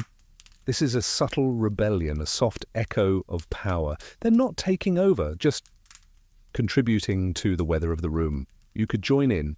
Your fan is still tucked beside your mat, folded patient. You slide it into your palm, you raise it. And with the slowest, most careful wrist motion of your evening, you twirl. Clockwise. Once, the host sees, and for the briefest moment, barely a blink, you swear they nod. You've passed into a new phase now, not just a guest, not just a participant. You're part of the weather system. The host's fan rests now closed and still across their lap, signaling that the wind has died down for now. But you know what happens when wind pauses. Someone makes a move, and tonight that move is sudden, theatrical, and weirdly competitive. Two guests, one in indigo with embroidered sleeve dragons, the other in pale sage green with the look of someone who has been waiting to prove something for years, reach at the exact same moment for the teapot. The refill duel has begun. Yes, a duel. Not with swords, not with words, with graceful speed, subtle dominance, and absolute control over liquid weight distribution. In theory, offering to refill the teapot is a sign of respect. You're honoring the host, volunteering your service, showing your care for the group. But in this room, right now, between these two guests, it's about one thing only: winning. The host raises an eyebrow, just one, but otherwise stays still. They're going to let this play out, which means so is everyone else. You freeze in your seat, trying to look like you're adjusting your robe when in fact you're riveted. The indigo guest gets there first, barely.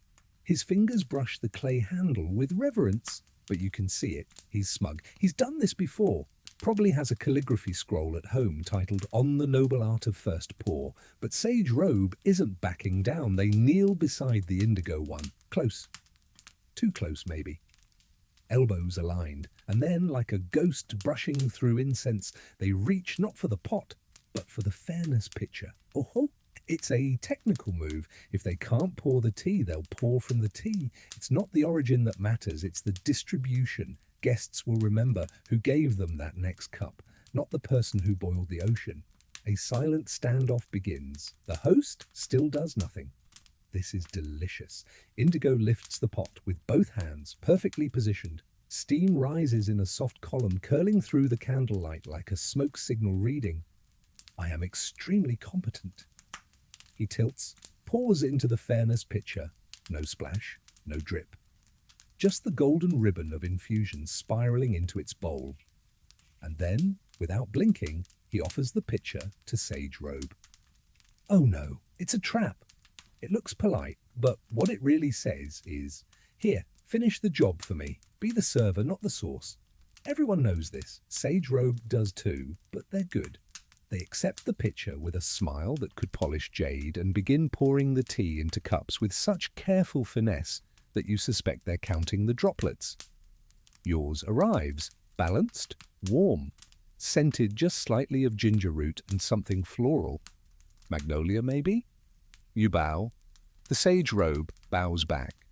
And now both pourers return to their cushions with that air of "we're all friends here" that is absolutely the opposite of what just happened. Around the room, subtle fans twitch. A napkin is folded more aggressively than necessary. One guest stares into their tea like it holds the meaning of life, or at least who really won that exchange. Historians still argue whether these poor battles were spontaneous or choreographed displays of social tension in ritual form. What's clear is that no one ever interrupted them. It would be like cutting off a zither solo mid-trill. You sip. The tea is perfect. You'd almost feel guilty enjoying it so much, knowing it came from a competitive pouring showdown, but that guilt melts away when the floral notes hit your tongue. The conversation resumes, slightly more lively now. Everyone feels it, the shift. The charge in the room has been refreshed, like someone just opened a bamboo window and let in a breeze thick with implications. Someone murmurs, "They poured like brothers," or rivals. Another replies, "Aren't they the same thing?" You laugh into your cup. Later, you learn this duel wasn't spontaneous. These two have been subtly clashing for years, sometimes through calligraphy critiques, sometimes through competitive poetry, and now, apparently, via hydrodynamic elegance. But tonight, it's duel. It'll be remembered by everyone. One guest pulls a fan and sketches a hasty ink painting of the moment. Two figures, arms crossed, steam rising between them, one holding the pot, the other the pitcher. You don't know who won, but that's not the point. What matters is they both showed up, they both performed, and in a room like this, that's all anyone really wants, to be seen, remembered, and maybe, just maybe, immortalized in a poem written in the shape of a teapot. You think the drama has passed. You think, surely now it's time to digest, to stretch, maybe to quietly digest some existential revelations over the third steeping wrong. Because someone across the room clears their throat and leans in with a sly smile, and that's how you know it's time for debates in whisper volume. No one shouts at a Ming tea party. That would be barbaric. But debating, gently contesting a philosophical idea using metaphors and half-sentences, that is high entertainment. Tonight's topic arrives with all the warning of a sudden summer cloudburst. "I have always found," says the man in the corner, adjusting his hairpin like he's drawing a sword, "that a cup with a slightly imperfect lip brings out the sweetness of a darker brew." No one replies for a beat. Then, from the other end of the room, a voice replies, just above the volume of a sigh. A flawed vessel diminishes the clarity of intention. Boom, that's a challenge. Everyone turns casually, as if they're admiring the lacquer on the tea tray, and locks in. The host does not intervene. Instead, they gently adjust the incense burner on their left. It's their way of saying, "Carry on. Just don't set anything on fire." The two guests lean forward, not enough to be rude, just enough to enter the shared battlefield of whispered academia. You sip your tea, now pale gold and a little grassy, and try not to smile too obviously. The first man, let's call him Imperfect Lip Defender, continues. "Perfection in ceramics is the enemy of character. The slight roughness, the asymmetry, it opens the tea, allows the leaf to feel less performed for. This is a big idea, philosophical, poetic, slightly absurd." And then Perfect Vessel Advocate replies, "And yet would you read poetry with a brush that skips?" A few fans flutter. "That's a good one." You glance toward the scholar to your right. He raises his eyebrows slightly, the way a painter might acknowledge an excellent line stroke, even if he still thinks the subject matter is misguided. The debate continues, not in volume but in intensity. Each speaker taking turns with pauses as long as they're logic. They're not arguing to win, they're arguing to unfold, to show layers, to offer nuancing. It's like watching two cats slowly circle the same sunbeam. One guest tries to chime in with a joke, "Or my teacup has a chip, so does that make me wise or clumsy?" But it falls flat, too self-aware, too much effort. He's swiftly ignored, politely but completely. There are unspoken rules to these debates. Speak softly. Use metaphor. Never cite a real philosopher unless you're ready to be outquoted. Never ever mention anything as vulgar as actual facts. Instead, comparisons are made. One likens the perfect cup to a flawless snowflake. Beautiful, yes, but temporary. The other calls it a mirror, reflecting the soul of the steeping. Everyone nods as though this is both true and emotionally resonant. You take another sip. Let the tea sit a moment. Then, without quite realizing it, you lean forward too. Your voice, quiet, like mist rolling across stone. But perhaps the cup is neither snowflake nor mirror. Perhaps it is a window. There's a pause, a long one. Then one guest, a poet in heavy red sleeves, sighs like someone discovering a new musical note and says, "Yes, a window, but only if the steam knows which side it's on." Everyone nods, and for a glorious moment, the debate becomes a collaboration. This is how it works here. Arguments aren't meant to end, they're meant to evolve, to linger like flavor on the back of your tongue. You never win a tea debate. You just raise the room's temperature enough to keep it steeping. Historians still argue whether these whisper volume debates were a genuine search for truth or simply socially acceptable sparring matches for people too elegant to wrestle. Probably both. The host finally speaks just one line. A cracked cup can still hold moonlight. And everyone exhales, discussion over. Not because it's settled, but because that's the best closing line they're going to get tonight.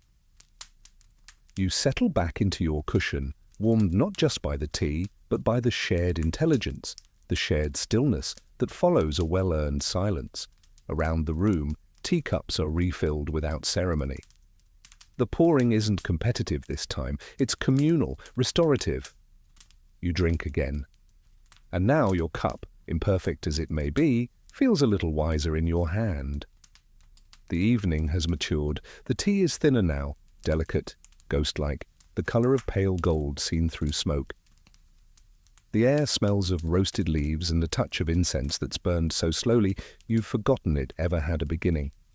The warmth has settled into your joints, and conversation trails like silk ribbons. You're in the pocket. So naturally, it's the perfect time for the chair shift of shame. It happens subtly, always subtly. You don't even see it at first, just a ripple in the corner of your eye.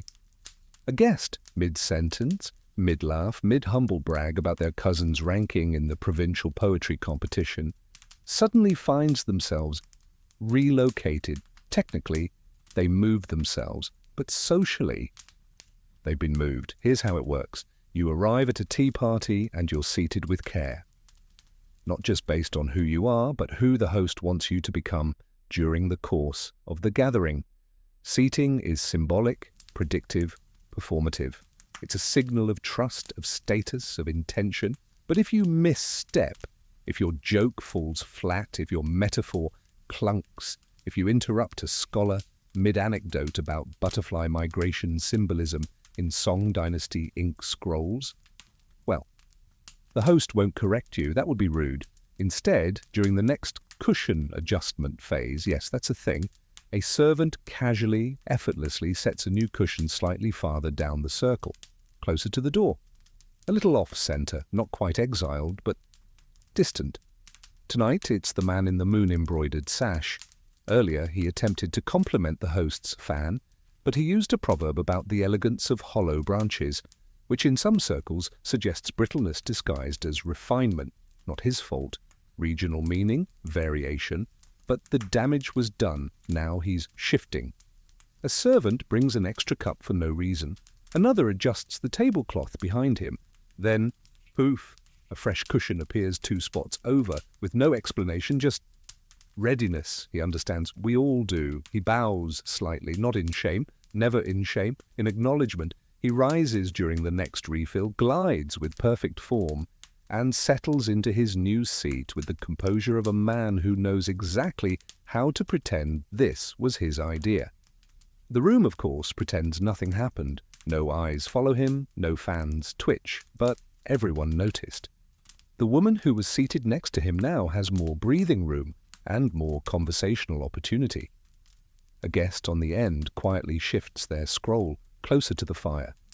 The geometry of the room has changed, and with it, the social weather pattern. You sip your tea, it tastes just a little different now, not because of the leaves, because of the air. There's a long-standing idea that the third seating position carries the mood, and that seems to be proving true. Someone steps into that empty space. It's the quiet guest with the embroidered crane on their collar. They haven't spoken all night. Until now. My uncle once told me, when you find yourself out of place, plant a tree. Everyone freezes. That's poetic. It could mean find your ground, or rebuild from solitude, or even next time, bring better snacks. But it's graceful, it lands, and suddenly the new geometry feels balanced. The host fans themselves once, just once, clockwise. It's approval, clear as day. You feel your own cushion beneath you, warm and perfectly placed. Your feet are tucked, your sleeves are behaving, your tea is steeping gently into nothingness. Historians still argue whether seat shifting was a punitive tradition, a social safeguard, or simply the result of too many cushions and not enough chairs. In practice, it's probably all three, and tonight it works like a charm. The guest who moved is now freer, looser. He's laughing more, though not too loudly. He seems grateful. And the person who took his spot, flourishing. It's not about punishment, it's about placement. Where you sit in this room determines more than your view. It determines your role, your arc, your chance to shine or fade quietly into cup refills and crumbling lotus paste. You glance at the host, they meet your gaze just briefly. You nod. Everything is exactly where it needs to be. For now. And just when the room has settled again, when the fans slow, the tea cools and people begin contemplating whether they can politely stretch their legs, that guy clears his throat. You know the one who's been waiting the entire evening to speak, not just talk, perform. Yes, folks, it's time for That One Guy Brings a Poem. He's been sitting on this moment like a monk guarding a manuscript. He's adjusted his sash 17 times. He's sipped exactly 1/3 of every cup poured. He's smiled when appropriate, nodded when expected, and somehow managed to say nothing for the past 2 hours. Why? Because he's been waiting for his entrance. And now, as the brazier glows low and the silence softens into poetry-shaped spaces, he shifts forward, gently, respectfully, and pulls a scroll from his sleeve. Of course he does. There's no announcement, no ahem, if I may. He simply begins to unroll. The scroll is narrow, long, and absurdly well kept. The edges are embroidered in gold thread. The ink, midnight blue. The paper, probably mulberry pulp harvested by moonlight from trees that only grow near retired monks. Everyone looks. No one moves. This is happening. You adjust your posture and brace for what's coming. He lifts the scroll, closes his eyes, because of course he has it memorized, and begins, "Beneath the west-facing plum, a heron weeps, moonlight." For 7 breaths I watched the silence blink. The wind forgot my name, but remembered your sandalwood, and so I poured you into my shadow. A pause, just long enough for you to wonder if that was it. Then, petals fall in odd numbers, like regrets dressed in brocade. The ink froze in my brush, but not before I painted your absence. Oh no, it's a long one. You glance around. Everyone is holding their expressions like clay pots. No. Not too impressed, not too pained, just neutral enough to suggest deep contemplation and not, say, the creeping panic of realizing this might be 47 lines long. And it is, 42 to be exact. You count. The themes are, or they're everything. Moonlight, loss, longing. Wind as a metaphor for neglect. There's a brief flirtation with bamboo's internal turmoil. A stanza dedicated to a turtle who witnesses betrayal. 3 mentions of rain, 2 of ghosts, and at least 6 instances where he references something you're pretty sure hasn't happened to him personally. But that's the point. This isn't a confession, it's a credential. He's not sharing his heart. He's proving he has one. By the time he reaches the final line, so I leave this tea unstirred, and you untouched, in a room made entirely of silence. The guests exhale, that particular kind of group exhale that says, "We made it, we survived," and then like thunder after a polite drizzle, the applause begins. Not clapping, of course. That would be disgraceful. This is fan applause, flutter, flutter, flutter, a subtle, rapid opening and closing of fans, a whispered rustle of fabric. a visual ovation. Even the host joins in, 2 soft fan taps on their palm. That's high praise. Historians still argue whether these long poem recitations were spontaneous offerings or heavily premeditated social power plays. There's evidence of both. Some poets were invited specifically to debut verses, others just showed up and showed off. Tonight? Definitely the latter. The man bows deeply. Scroll still in hand, he sits back with the expression of someone who is both humble and entirely certain he has just made the evening about him. And in a way, he has. You sip your tea, what remains of it, and reflect on what just happened. You're not sure if the poem moved you or simply happened to you, like being rained on by metaphors, but you respect it. He brought something. He offered. And in this setting, that's rare. Most guests stay folded within the ritual. He reached for the lantern string and gave it a tug. Now the room readjusts. Conversation returns softly. A guest whispers about a mountain temple where monks write shorter poems on rice grains. Another muses on whether the poem's unstirred tea was a metaphor for betrayal or constipation. No one is quite sure. The host smiles faintly and begins to prepare the next pot. Not because we're thirsty, but because we all need to reset the flavor. Just when you think things can't possibly get more Ming Dynasty dramatic, it happens. There's a thump, not a loud one, just enough to pause a conversation. Then a flutter, then a squawk. Every fan freezes mid-air, every sip halts halfway to the lips, every guest turns. And there, standing just outside the open garden door, with the pure, unbothered chaos of a creature unaware of etiquette, is a rogue pheasant. Yes, an actual pheasant, not metaphorical, not embroidered on anyone's sleeve, not recited in a haiku titled Feathers of Regret. No, a living, slightly damp, majestically feathered pheasant just walked into one of the most carefully choreographed tea parties you've ever attended, and it does not care. It looks around, eyes blinking independently, tail feathers swaying like it's about to perform a monologue. Then it lets out a caw so jarring that 3 guests drop their fans, 1 spills their tea, and someone murmurs, Is this part of the poem? It is not. The host does not move. The servants? Frozen, because here's the secret. No one knows what to do when reality enters a ritual. The bird struts in right across the polished stone floor. Its claws click softly with each step, echoing louder than any fan flutter or whispered critique. And then it does the unthinkable. It hops, casually, confidently, onto the main tea platform, right next to the host. You hear someone inhale like they just swallowed a pearl whole. The host glances sideways. The pheasant stares back. And then, in what can only be described as one of the most poetic violations of etiquette in recorded tea history, the pheasant pecks the corner of the scroll hanging behind the host. 1 peck, tug, rip. The corner flutters to the ground like a fallen petal. No one breathes except the pheasant, who immediately poofs out its chest, lets out another honk squawk that could easily be interpreted as, I have arrived, and then proceeds to settle down. Yes, settle down. It nestles its absurdly fluffy body onto the silk mat like it was born to do this, tail feathers drooping over the edge with zero concern for social hierarchy.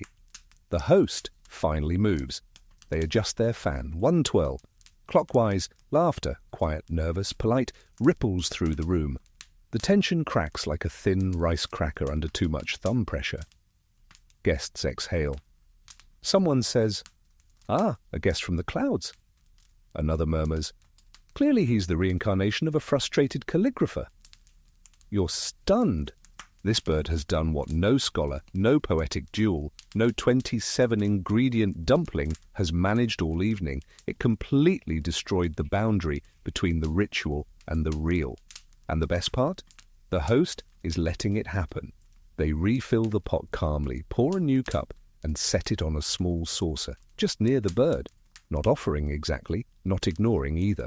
It's a gesture. The pheasant eyes it, pecks the edge of the saucer, does not drink, and then, with the kind of dramatic flourish only creatures born entirely outside the rules can muster, it rises, flaps its wings in one thunderous burst, and leaves out the same door, not looking back, not apologizing, leaving behind a faint trail of scattered feather fluff and spiritual chaos.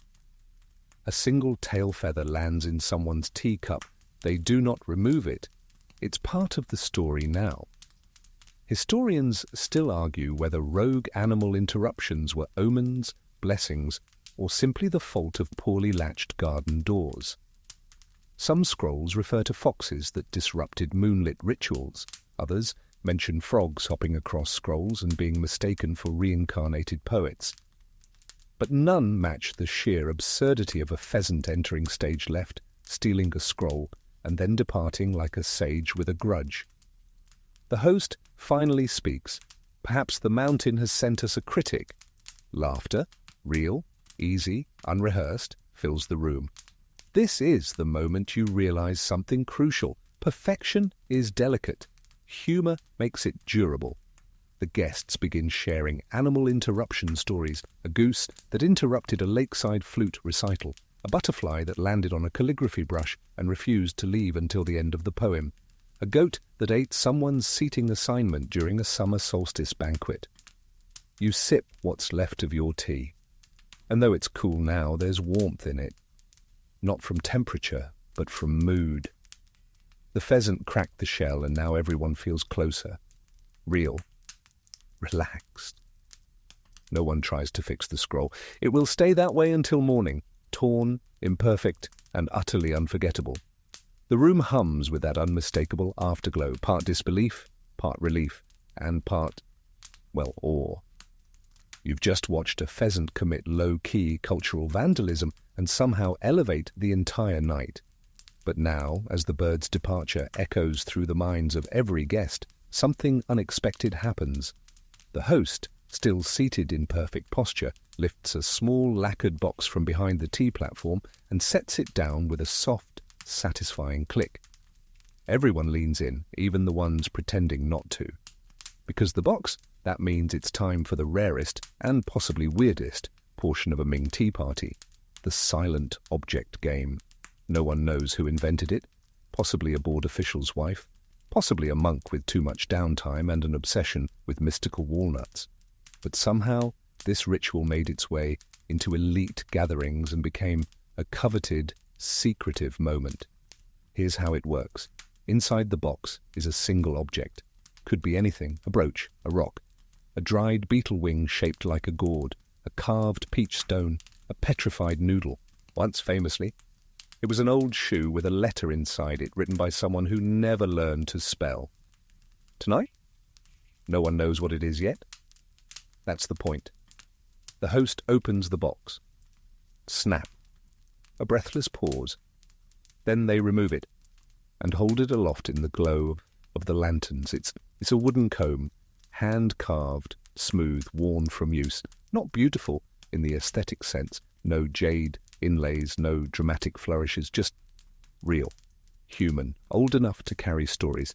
Now here's the game. No one speaks. You pass the object from guest to guest, and each person must respond to it in gesture only, not just touch it. They must react to it, reflect on it, without a single word. It begins to the left of the host, and the first guest receives the comb, studies it solemnly, and slowly runs one finger down its spine, then clasps their hand over their heart. Symbolism?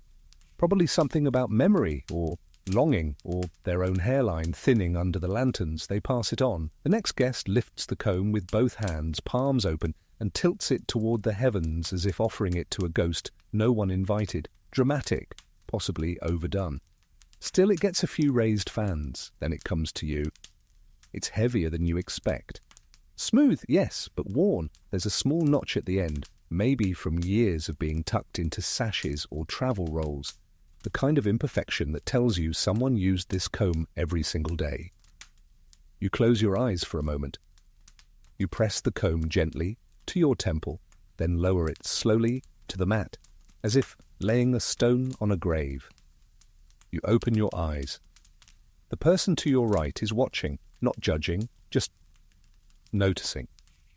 You pass it on. Each guest adds a layer. One smells it. One pretends to comb their beard, except they're clean-shaven, which makes it both humorous and deeply tragic. Another cradles it like a bird. One places it on their head like a crown, briefly, then bows. No words, just gestures. But somehow a story begins to form. A man once carved a comb, gave it to someone, a lover, a daughter, a friend with tangles both literal and metaphorical. They used it, carried it, left it behind. And now, centuries later, 15 tea-saturated humans are acting out its emotional timeline like unpaid monks in a drama school. Historians still argue whether the silent object game was a meditative ritual or just a creative way to deal with people who refused to stop monologuing at social events. Either way, it works. By the time the comb reaches the host again, everyone is leaning just a little closer to one another. Not physically, just emotionally. The room has compressed, like steam. The host does something simple. They place the comb on the torn scroll. That's it. No flourish, no commentary. And somehow the meaning lands. The world is full of moments we don't repair. We just place them next to one another. A torn scroll, a used comb, a tea stain on a robe, a memory made into wood. You feel it in your chest. A quiet tightness, not sadness. Just recognition. Someone pours tea again. This time, no one notices who did it. It just appears in your cup, warm and light. No words are needed. You sip. And silently thank the comb. The comb rests on the scroll. No one touches it again. No one needs to. It becomes part of the room's new geometry, a quiet monument to mystery, memory, and mildly confusing social rituals. Conversation begins to drift back in, not as words exactly, but as tones, murmurs, breaths shaped like syllables. Someone exhales a proverb. Someone else responds with a chuckle that might mean agreement or just digestion. And that's when it begins. A low, deliberate sound halfway between a throat clear and a melody, the unannounced song. You didn't see who started it, but it begins as all good unannounced songs do, from the shadows. The voice is old, not frail, but textured like stone that's been smoothed by years of tide. It weaves through the room like incense, slow, curling, and ungraspable. You can't tell the words at first. You don't need to. You feel it. The language is likely classical, a dialect barely used except in ceremonial chants or extremely niche, scroll-based romantic epics involving tragic carp. Yet somehow, it doesn't feel distant. It feels familiar, like a lullaby you never learned but always knew. As the song moves forward, others join in, not in harmony, not exactly, but in echo, one voice at a time. Some hum. Some add only the final syllable of each line. One guest taps a bowl with their finger in a rhythm so soft you feel it more than hear it. And you? You hum too, quietly. An undertone, the kind you feel in your ribcage. You don't know what you're singing, but you understand it. The song speaks of things not easily named, faded fabrics, plum blossoms crushed under winter boots, waiting for letters that never arrive, the sound of snow falling on bamboo. Historians still argue whether these tea party songs were improvised laments or fragments of older ballads passed down through secret family traditions. The melody tonight doesn't help clarify. It's too fluid, too lived in. The host eventually lifts a cup, not to drink, but to mark the refrain. And just like that, the song pivots. Now it's about tea, about warmth shared across silence, about the taste of leaves, about how flavor changes depending on who you're drinking with, about the idea that a cup of tea never remembers your past, only your present. You smile because now the line you're humming, whatever it may be, feels like yours. Then comes the most delicate part, the fade. One by one, voices fall away. No cue, no signal, just an organic retreat, like waves returning to the ocean. Soon, it's just the original singer again. Their voice cracks once, only once, then quiet. And the room for a moment feels like the inside of a held breath. Then, laughter. Soft, real, blooming like the first plum of spring. No applause, no need. Someone whispers, "It was longer last time." Another replies, "Maybe they forgot a verse." Then a third voice, wry and dry, adds, "Or maybe we remembered it too well." You love these people, not in a lifelong, soul-bound, dramatic novella sort of way, but in the way you love anyone who has been very quiet with you for a long time, and then decided to hum together in the dark. A servant brings in fresh charcoal. No one needs it. But the fire likes the attention. You sip your tea again. It's cooling now. But so are you. And yet, you're not sleepy. Not yet. Not really. Because the night has just reached that perfect in-between place. Not performance, not formality. Just the drift. Someone recites half a proverb and forgets the end. Someone else supplies a totally wrong ending, and everyone pretends it's the correct one because it sounds better. The host smiles and leans back slightly for the first time all evening. The mood is no longer sculpted, it's breathed. And you? You don't want to move. You don't want to speak too loudly or stretch too much or even shift your cushion. Because if you're honest, you're afraid the song might still be there, floating like mist on your shoulder, and if you move too suddenly it'll vanish. So you sit and sip and feel the hush of the tune slowly stitch itself into the seams of your memory. You don't realize it's happening at first, because after a song like that, old, aching, collective, you expect the room to return to chatter, maybe a few offhand jokes about forgotten lyrics or a slow shift toward dessert. But instead, the host stands, not abruptly, not theatrically, just quietly enough to be noticed, and every fan stills, every wrist lowers, every breath pauses mid-exhale, because when the host stands, it means one thing: the gesture ritual is about to begin. Oh yes, you've heard of it, whispers in scrolls, footnotes in etiquette manuals, stories that sound made up but are told too often to be false. This isn't calligraphy, this isn't dance, this is older. Somewhere between a story and a shadow puppet performance done without puppets and without speaking. It's just hands. The host takes a position near the scroll, the one with the torn edge still resting beneath the comb, and gently lowers themselves to one knee. Their sleeves settle like smoke around their hands, and then they move.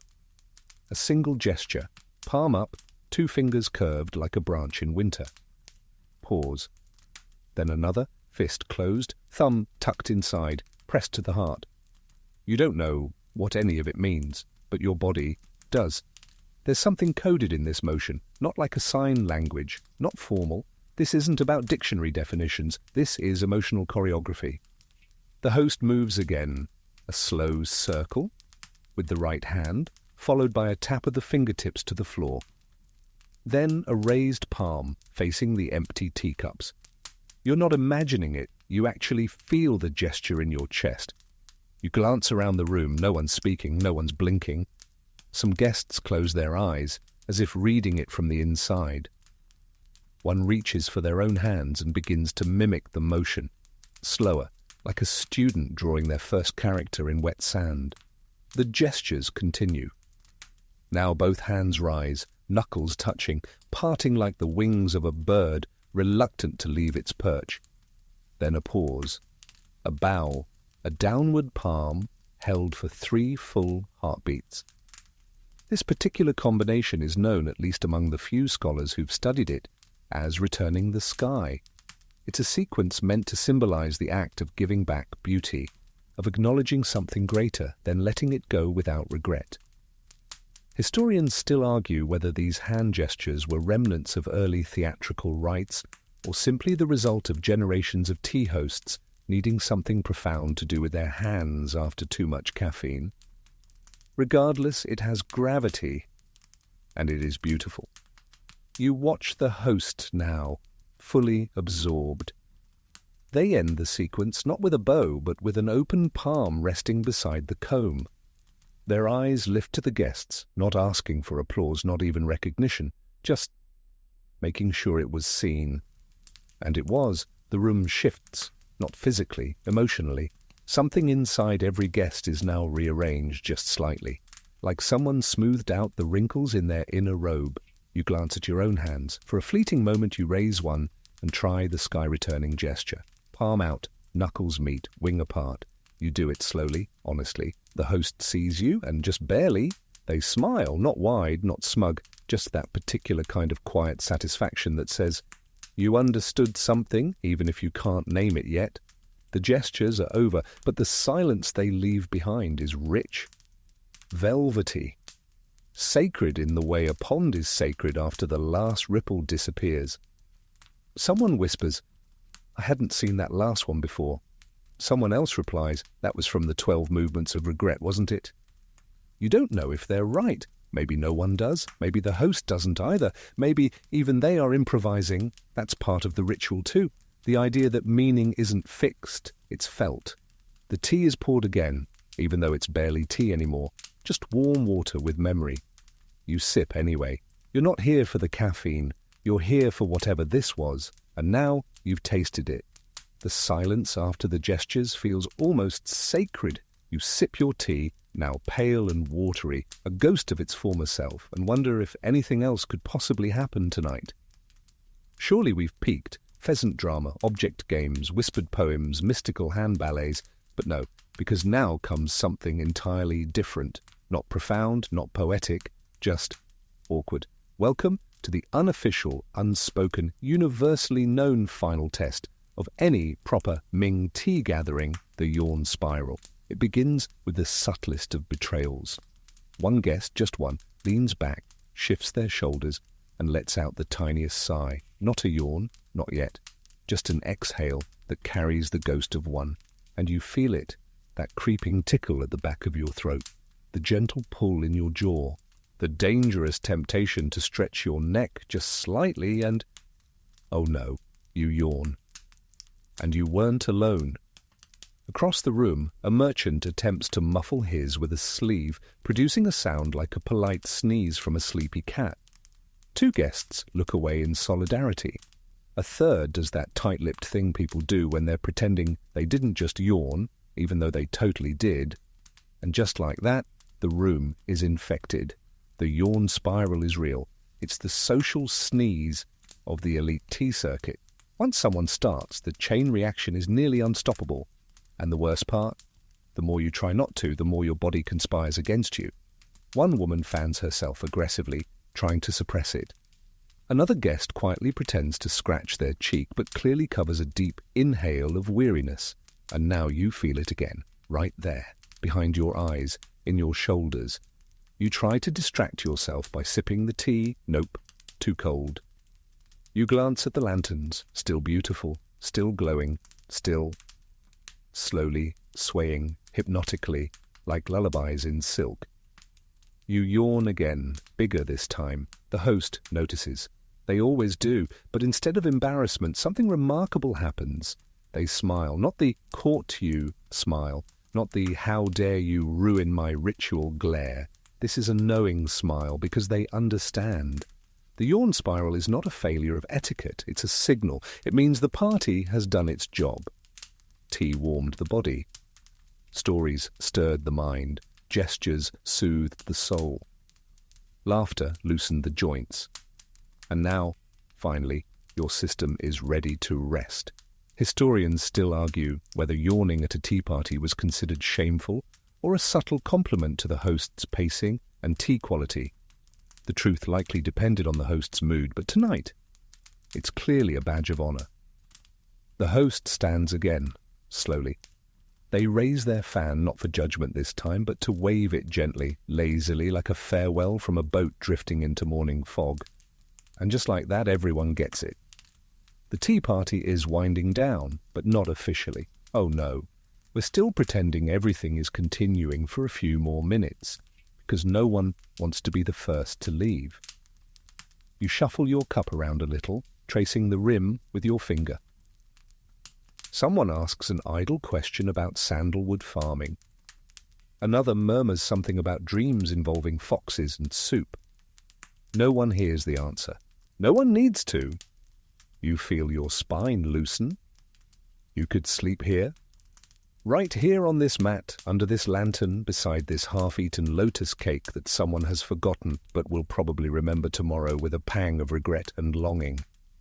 Another yawn escapes you. This one you don't bother hiding. And across the room, you see a guest give you a small nod. Solidarity. There's no shame in surrender. You've been emotionally exfoliated by metaphor, bathed in ancient leaf water, emotionally side-swiped by poultry, and hand-gestured into near transcendence. If you weren't yawning, you'd be worried. The host leans down and covers the teapot with a cloth. That's it, the silent signal. No more steeping, no more pouring.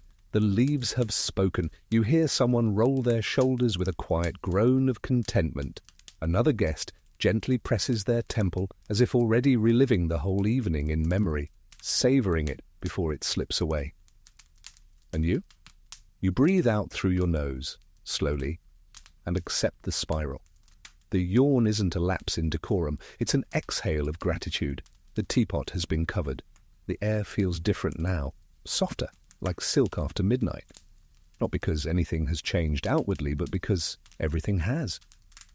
You've crossed the invisible threshold from event to afterglow.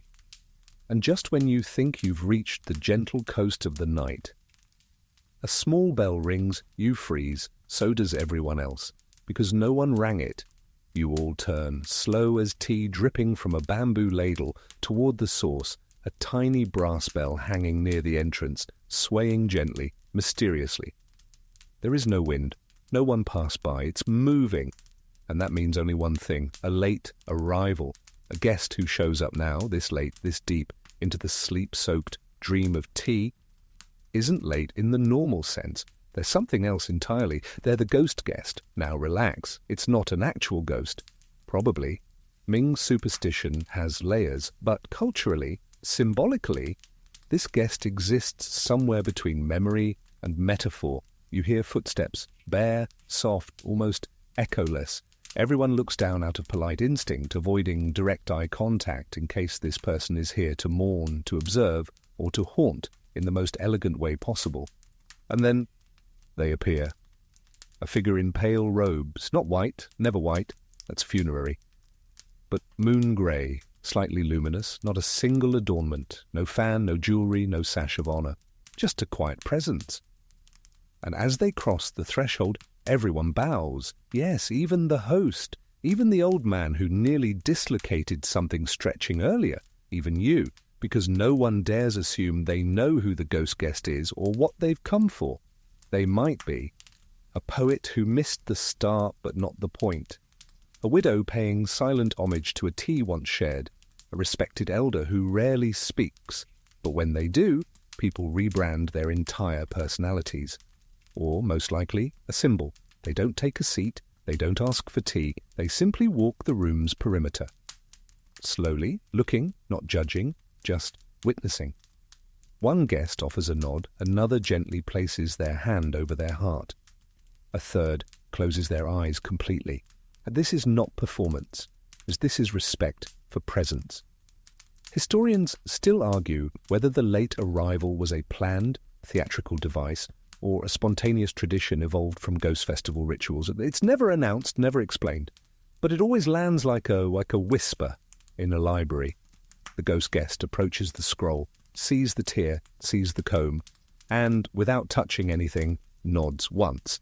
And then, in a movement that seems both impossibly slow and yet perfectly timed, they step back toward the door. And vanish. Not literally. They walk out, but somehow it feels like vanishing, like mist lifting, like a poem ending on an unfinished character. You all stay still for a long moment. No one speaks. The bell doesn't ring again. The host, slowly, softly, removes the cloth from the teapot, not to brew again, but to lift out the leaves. They place them in a shallow dish and carry it to the threshold, where the last guest stood. Then they tip the leaves onto the ground outside. A return, a thank you, a farewell. The scent rises, earthy, bitter, old, and then it's gone. No one claps. No one comments. There is a reverence in the air that doesn't require narration. Eventually, the host returns and places the now empty teapot back on its stand, upside down, final. You sip the very last of your cooled tea and realize something unexpected. You've just witnessed the closing of a circle, not a party, a ritual, a moment wrapped inside silk and steam and gesture and silence, and an arrival that made the air feel like it had history in it. You're not sure if the ghost guest was real, but something in you changed when they left, something soft, something still. And as you place your empty cup down, you feel like you've just read a story with no words, and you somehow remember every sentence. The upside-down teapot says everything. No one needs to be told. The host doesn't announce the end because endings at a Ming tea gathering aren't declared. They drift in like a curtain falling in slow motion behind your thoughts. And yet, you stay seated. So does everyone else. Because now comes one of the most beautifully uncomfortable parts of the night. The long pause of mutual reflection. It's not required. No one says you must do it. But if you get up too soon, if you stretch your legs or fumble with your slippers or start thanking the host with too many syllables, you break the spell. And no one wants to be that guest, so everyone just sits, quietly. But make no mistake, this silence is loud. Inside your head, it's a symphony. You're thinking about the comb, the scroll, the gestures, the pheasant, that ridiculous poem that might have actually been kind of good. You're wondering if the song earlier had a name, if the ghost guest was someone real, or someone you'll become one day. Around the room, you see guests doing the same. One stares into the dregs of their cup like it's a crystal ball. Another runs their thumb along the seam of their robe in slow circles. Someone else is definitely about to fall asleep and pretending they're just meditating very hard. You are both content and undone, because the tea is gone, but the feeling lingers. It's like a melody you can't hum because the notes aren't made of sound, they're made of memory. This is where the real magic of the Ming tea gathering lies, not in what you consumed, but in what was stirred up inside you. Historians still argue whether this closing silence was a spiritual cool-down or just a clever way to delay guests from crowding the coat rack. Either way, it works. No one moves, not even the servants. They've been trained for this moment. Still as shadows, barely breathing, letting the air settle into calm. A guest finally reaches into their sleeve and pulls out a stone bead. They roll it between their fingers, not for fidgeting, but for anchoring. A way to stay still just a little longer. You try it too. You place one palm flat on the mat and focus on the feeling. Tatami texture, slight warmth, a trace of sandalwood where someone spilled incense oil hours ago. Someone sighs, not dramatically but deeply. The kind of exhale that says, I have nothing left to say and I don't need to. You notice suddenly that the lanterns have grown dimmer. Not because they were snuffed, just because the oil has run down. The flames flicker like fireflies trying to remember a story they once told. This silence? It's not awkward, it's earned. It's the silence of people who have gone through something together.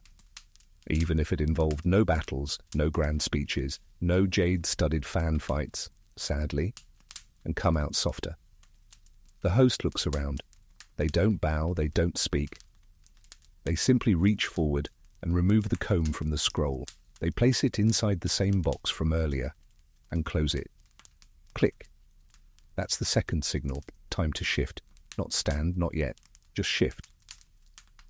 A shoulder rolled, a back straightened. Someone discreetly checks their sleeve for biscuit crumbs. You feel it in your bones. This is the moment before goodbye, but you don't rush. Because the beauty of this moment is knowing it's about to end and letting it linger anyway. You look down at your empty teacup, a single faint ring of gold left behind at the bottom, like a sun setting in porcelain. You won't forget tonight. You won't remember every detail, not all the poems, not every guest's name, not even the precise taste of the third steeping. But you'll remember the weight of the night, the quiet heaviness that only comes from hours spent in good silence, the stillness shared by people willing to be slow together. the shape of a story told through steam, fan flutters, and hands that speak in gestures instead of words. And that is enough. That is everything.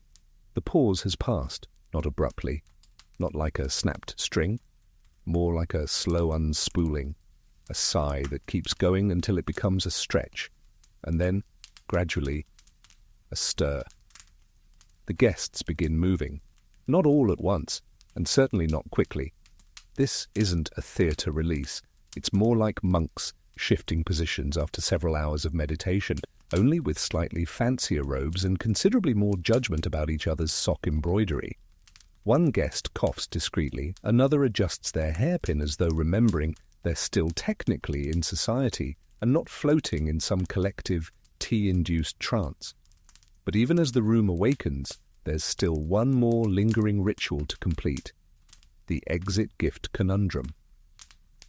Oh yes, because when you attend a tea gathering in the Ming Dynasty, you don't just bring your presents, you receive something too. And no, it's not a thank you note, it's not a pamphlet. It's a gift box, beautifully wrapped, silk-tied, paper-thin, frustratingly light. You receive yours now, placed beside your tea mat by an utterly silent servant who bows with the elegance of someone who probably hasn't blinked in 2 hours.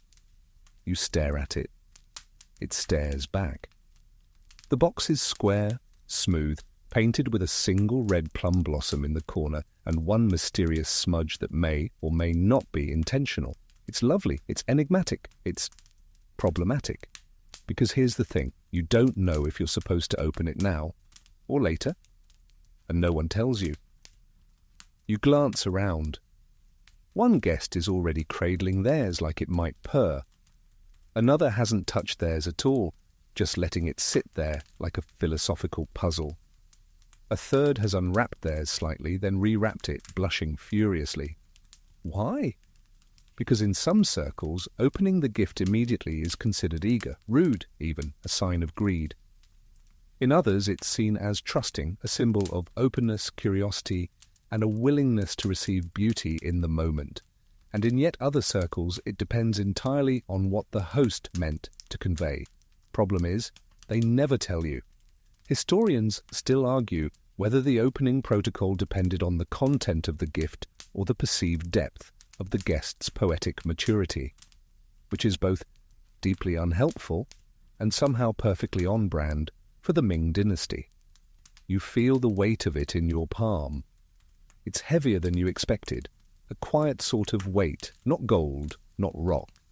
Something more personal, something that makes you think, if I open this, and it's a single dried chrysanthemum petal, I might cry.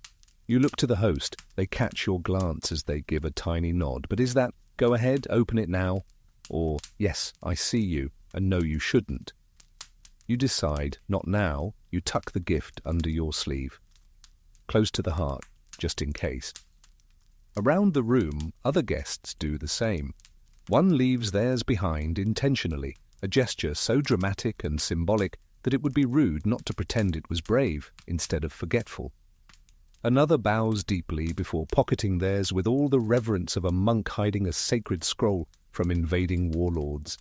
And now, movement begins. Guests rise in quiet pairs or with a single, subtle grunt of aging knees. No grand exits, just the gentle unfolding of limbs and the polite collecting of fans and sandals and fragile dignity.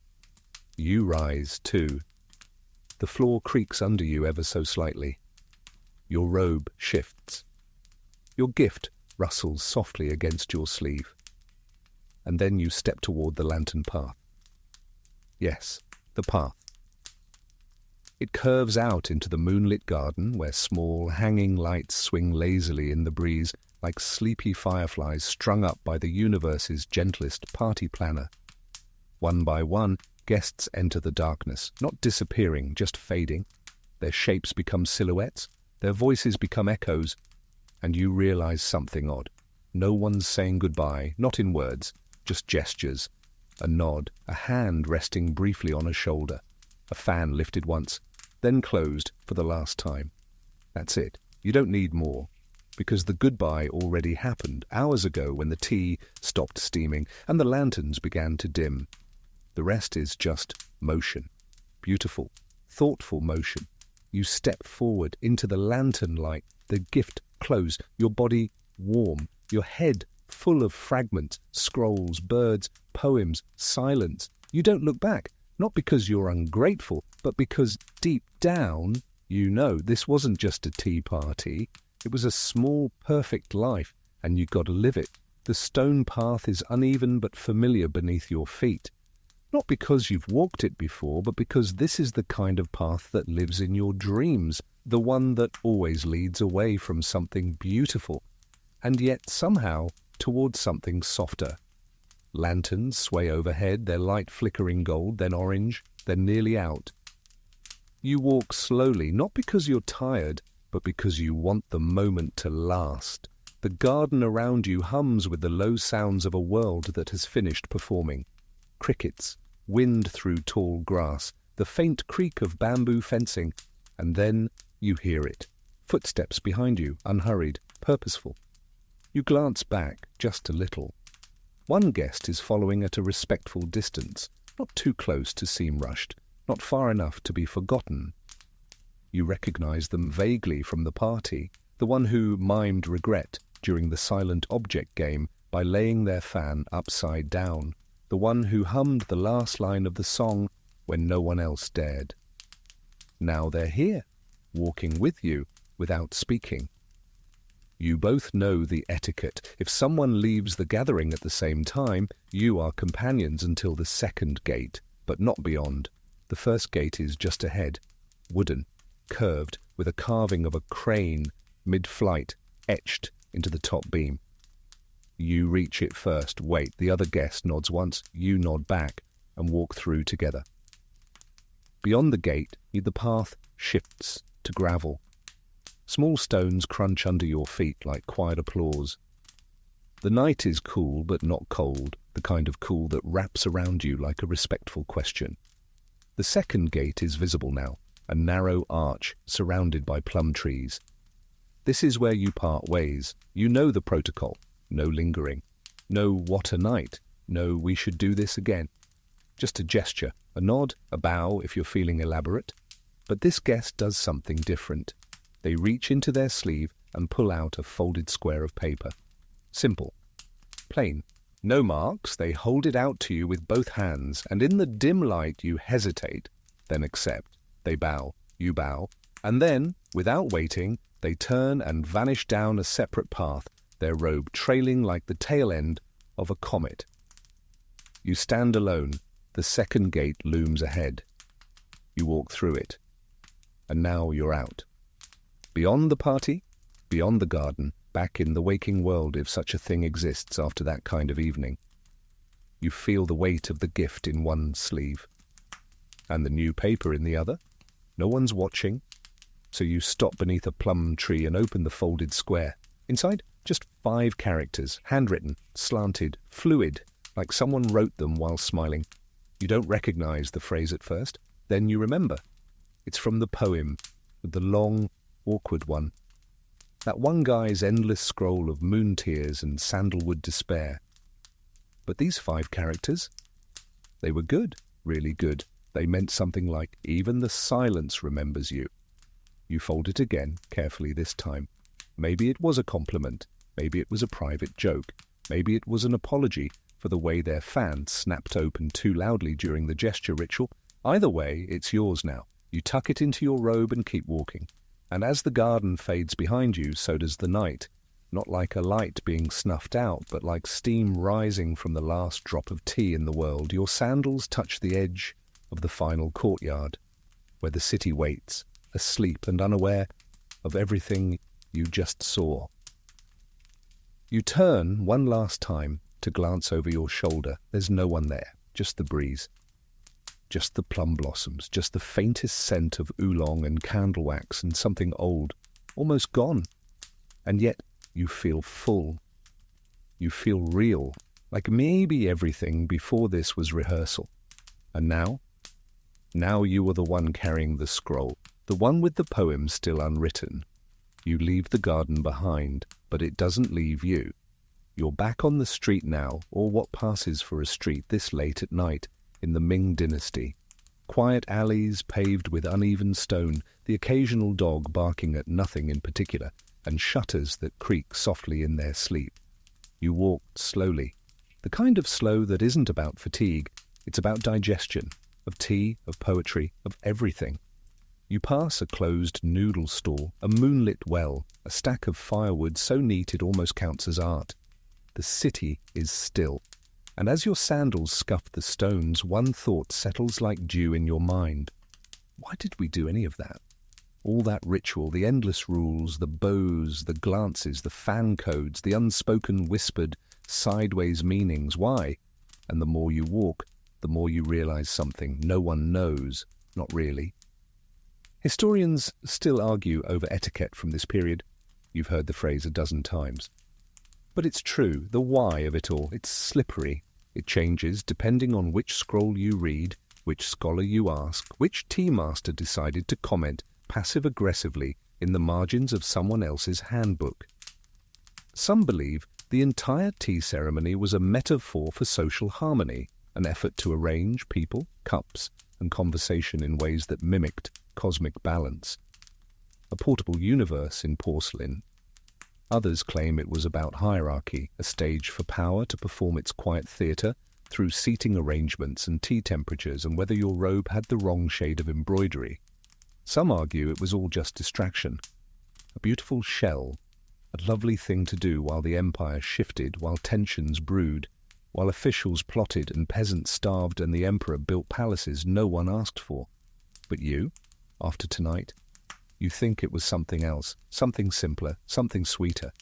Maybe the etiquette didn't mean anything. Maybe it just made space for people to gather, to pause, to perform civility until it became genuine connection, to share tea until silence became comfortable, to sit in shared absurdity, pheasants, fans and all, and realize you weren't alone in your longing to feel present. You cross a narrow bridge. A carp leaps beneath you, just once, just enough to catch the corner of your eye. You almost laugh. Because even the carp has good timing tonight. You round a corner and spot a lantern hanging from a doorway ahead, flickering, almost out. A sleepy cat curled beneath it lifts its head, sees you and decides you're not worth getting up for. Fair enough. You pass the cat and think about how many rules governed tonight's gathering. The seating order alone could fill a small novella.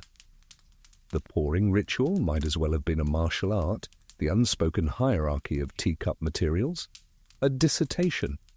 And yet at the heart of it all, there were people.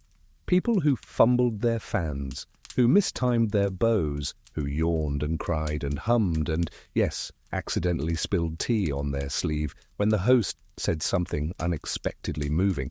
You included. Etiquette then was never the point. The point was what it allowed. And you realize something even stranger. You're grateful for the rules because without them, you might not have slowed down. You might not have noticed the steam rising from your cup. You might not have listened as deeply. You might not have stayed. The rules held you. And then, quietly, beautifully, they let you go. The wind shifts. You pull your robe tighter, but not from cold. You're just holding the night a little closer before it slips away. And as you step into your doorway, back home, finally, you pause. There, in your sleeve pocket, the small gift box still rests, still unopened. You smile. Not yet. Maybe tomorrow, maybe never. Some things are better left sealed. The door slides shut behind you with a soft wooden sigh. Home. Though you don't feel quite the same. You walk slowly across the room, your fingers brushing the walls like you're reacquainting yourself with them. The familiar now feels unfamiliar, not in a bad way, more like your surroundings have grown quieter in your absence. Or perhaps you've grown louder inside. You set the gift box down on a small table, still unopened. It stares at you. You stare back, but you don't move to open it. Instead, you pour a little water into the old kettle on the brazier. Habit, ritual. Maybe the tea from tonight never really ended, it's just changing shape. You sit. The The cushion beneath you sighs slightly under your weight. You let your shoulders drop. Your neck rolls once, then settles. There's no lantern here, just moonlight through the thin paper screen. It's enough, and now, finally, you're tired. Not just physically. There's a gentle exhaustion that only comes from a certain kind of night, the kind you didn't expect to affect you so deeply, the kind where, somewhere between a torn scroll and a stolen feather, you started to feel more alive. You think of the comb, you think of the gestures, you think of the moment the room hummed as one voice, and you know you won't remember every detail. You won't recall every word of that long, winding poem, or the exact shade of the host's sleeve, or what blend of oolong they used for the second steeping, but you'll remember how it felt. That hush after the song, that laugh when the pheasant stole the spotlight, that breath you didn't realize you'd been holding until the host bowed to the silence. It's a kind of memory that lives in the body more than the brain, a lingering warmth, a reminder that sometimes doing things slowly, quietly, is the most radical act of all. You glance at the gift box again. Maybe you'll open it. Maybe not. Maybe it's enough to know someone thought of you when they placed it in your hands. Maybe it's enough to carry the mystery for a while longer. You press your palms together softly, a gesture of thanks to the host, to the guests, to the tea, to the night, to yourself for saying yes to it all. You let your head tilt back, eyes closed, breath slowing. A breeze slips under the door. It smells like plum blossoms. Or maybe you just want it to. And now it's time. Time to let the night go. Time to let sleep come. Time to become the silence you've been listening to all evening. You lie back slowly. The cushion beneath you folds like a memory, and the world begins to soften, fade, drift, dissolve into something tender, into something still, into something deeply, beautifully boring. The room is quiet now, even your breath seems to make less sound. The night outside leans gently against the windows, patient and blue and slow, as if waiting for you to finally stop thinking. You feel it in your limbs, that delicious, heavy sensation that says, you don't have to do anything else tonight, not one more thing. You've had your tea, you've heard the stories, you've followed the fan, you've watched the scroll tear and mend itself, not with thread, but with presence. Your thoughts, once sharp, urgent, loud, have softened into loose threads, drifting like smoke above a dying flame. Let them drift, let them fade. That corner of your mind still trying to organize what just happened? Let it yawn. Let it shuffle away in its slippers and go lie down too. You don't need answers. You don't need conclusions. You just need this. The hush, the stillness, the weight of a cup you're no longer holding. Let your fingers uncurl. Let your breathing slower. Feel the blanket rise and fall with your chest. No scroll to read. No gate to pass through. No fan to hide behind. Only the dark. Only the quiet. Only sleep. Coming now like steam from a hidden teacup. Like a forgotten song remembered in a dream, like the silence that remembers you. Good night.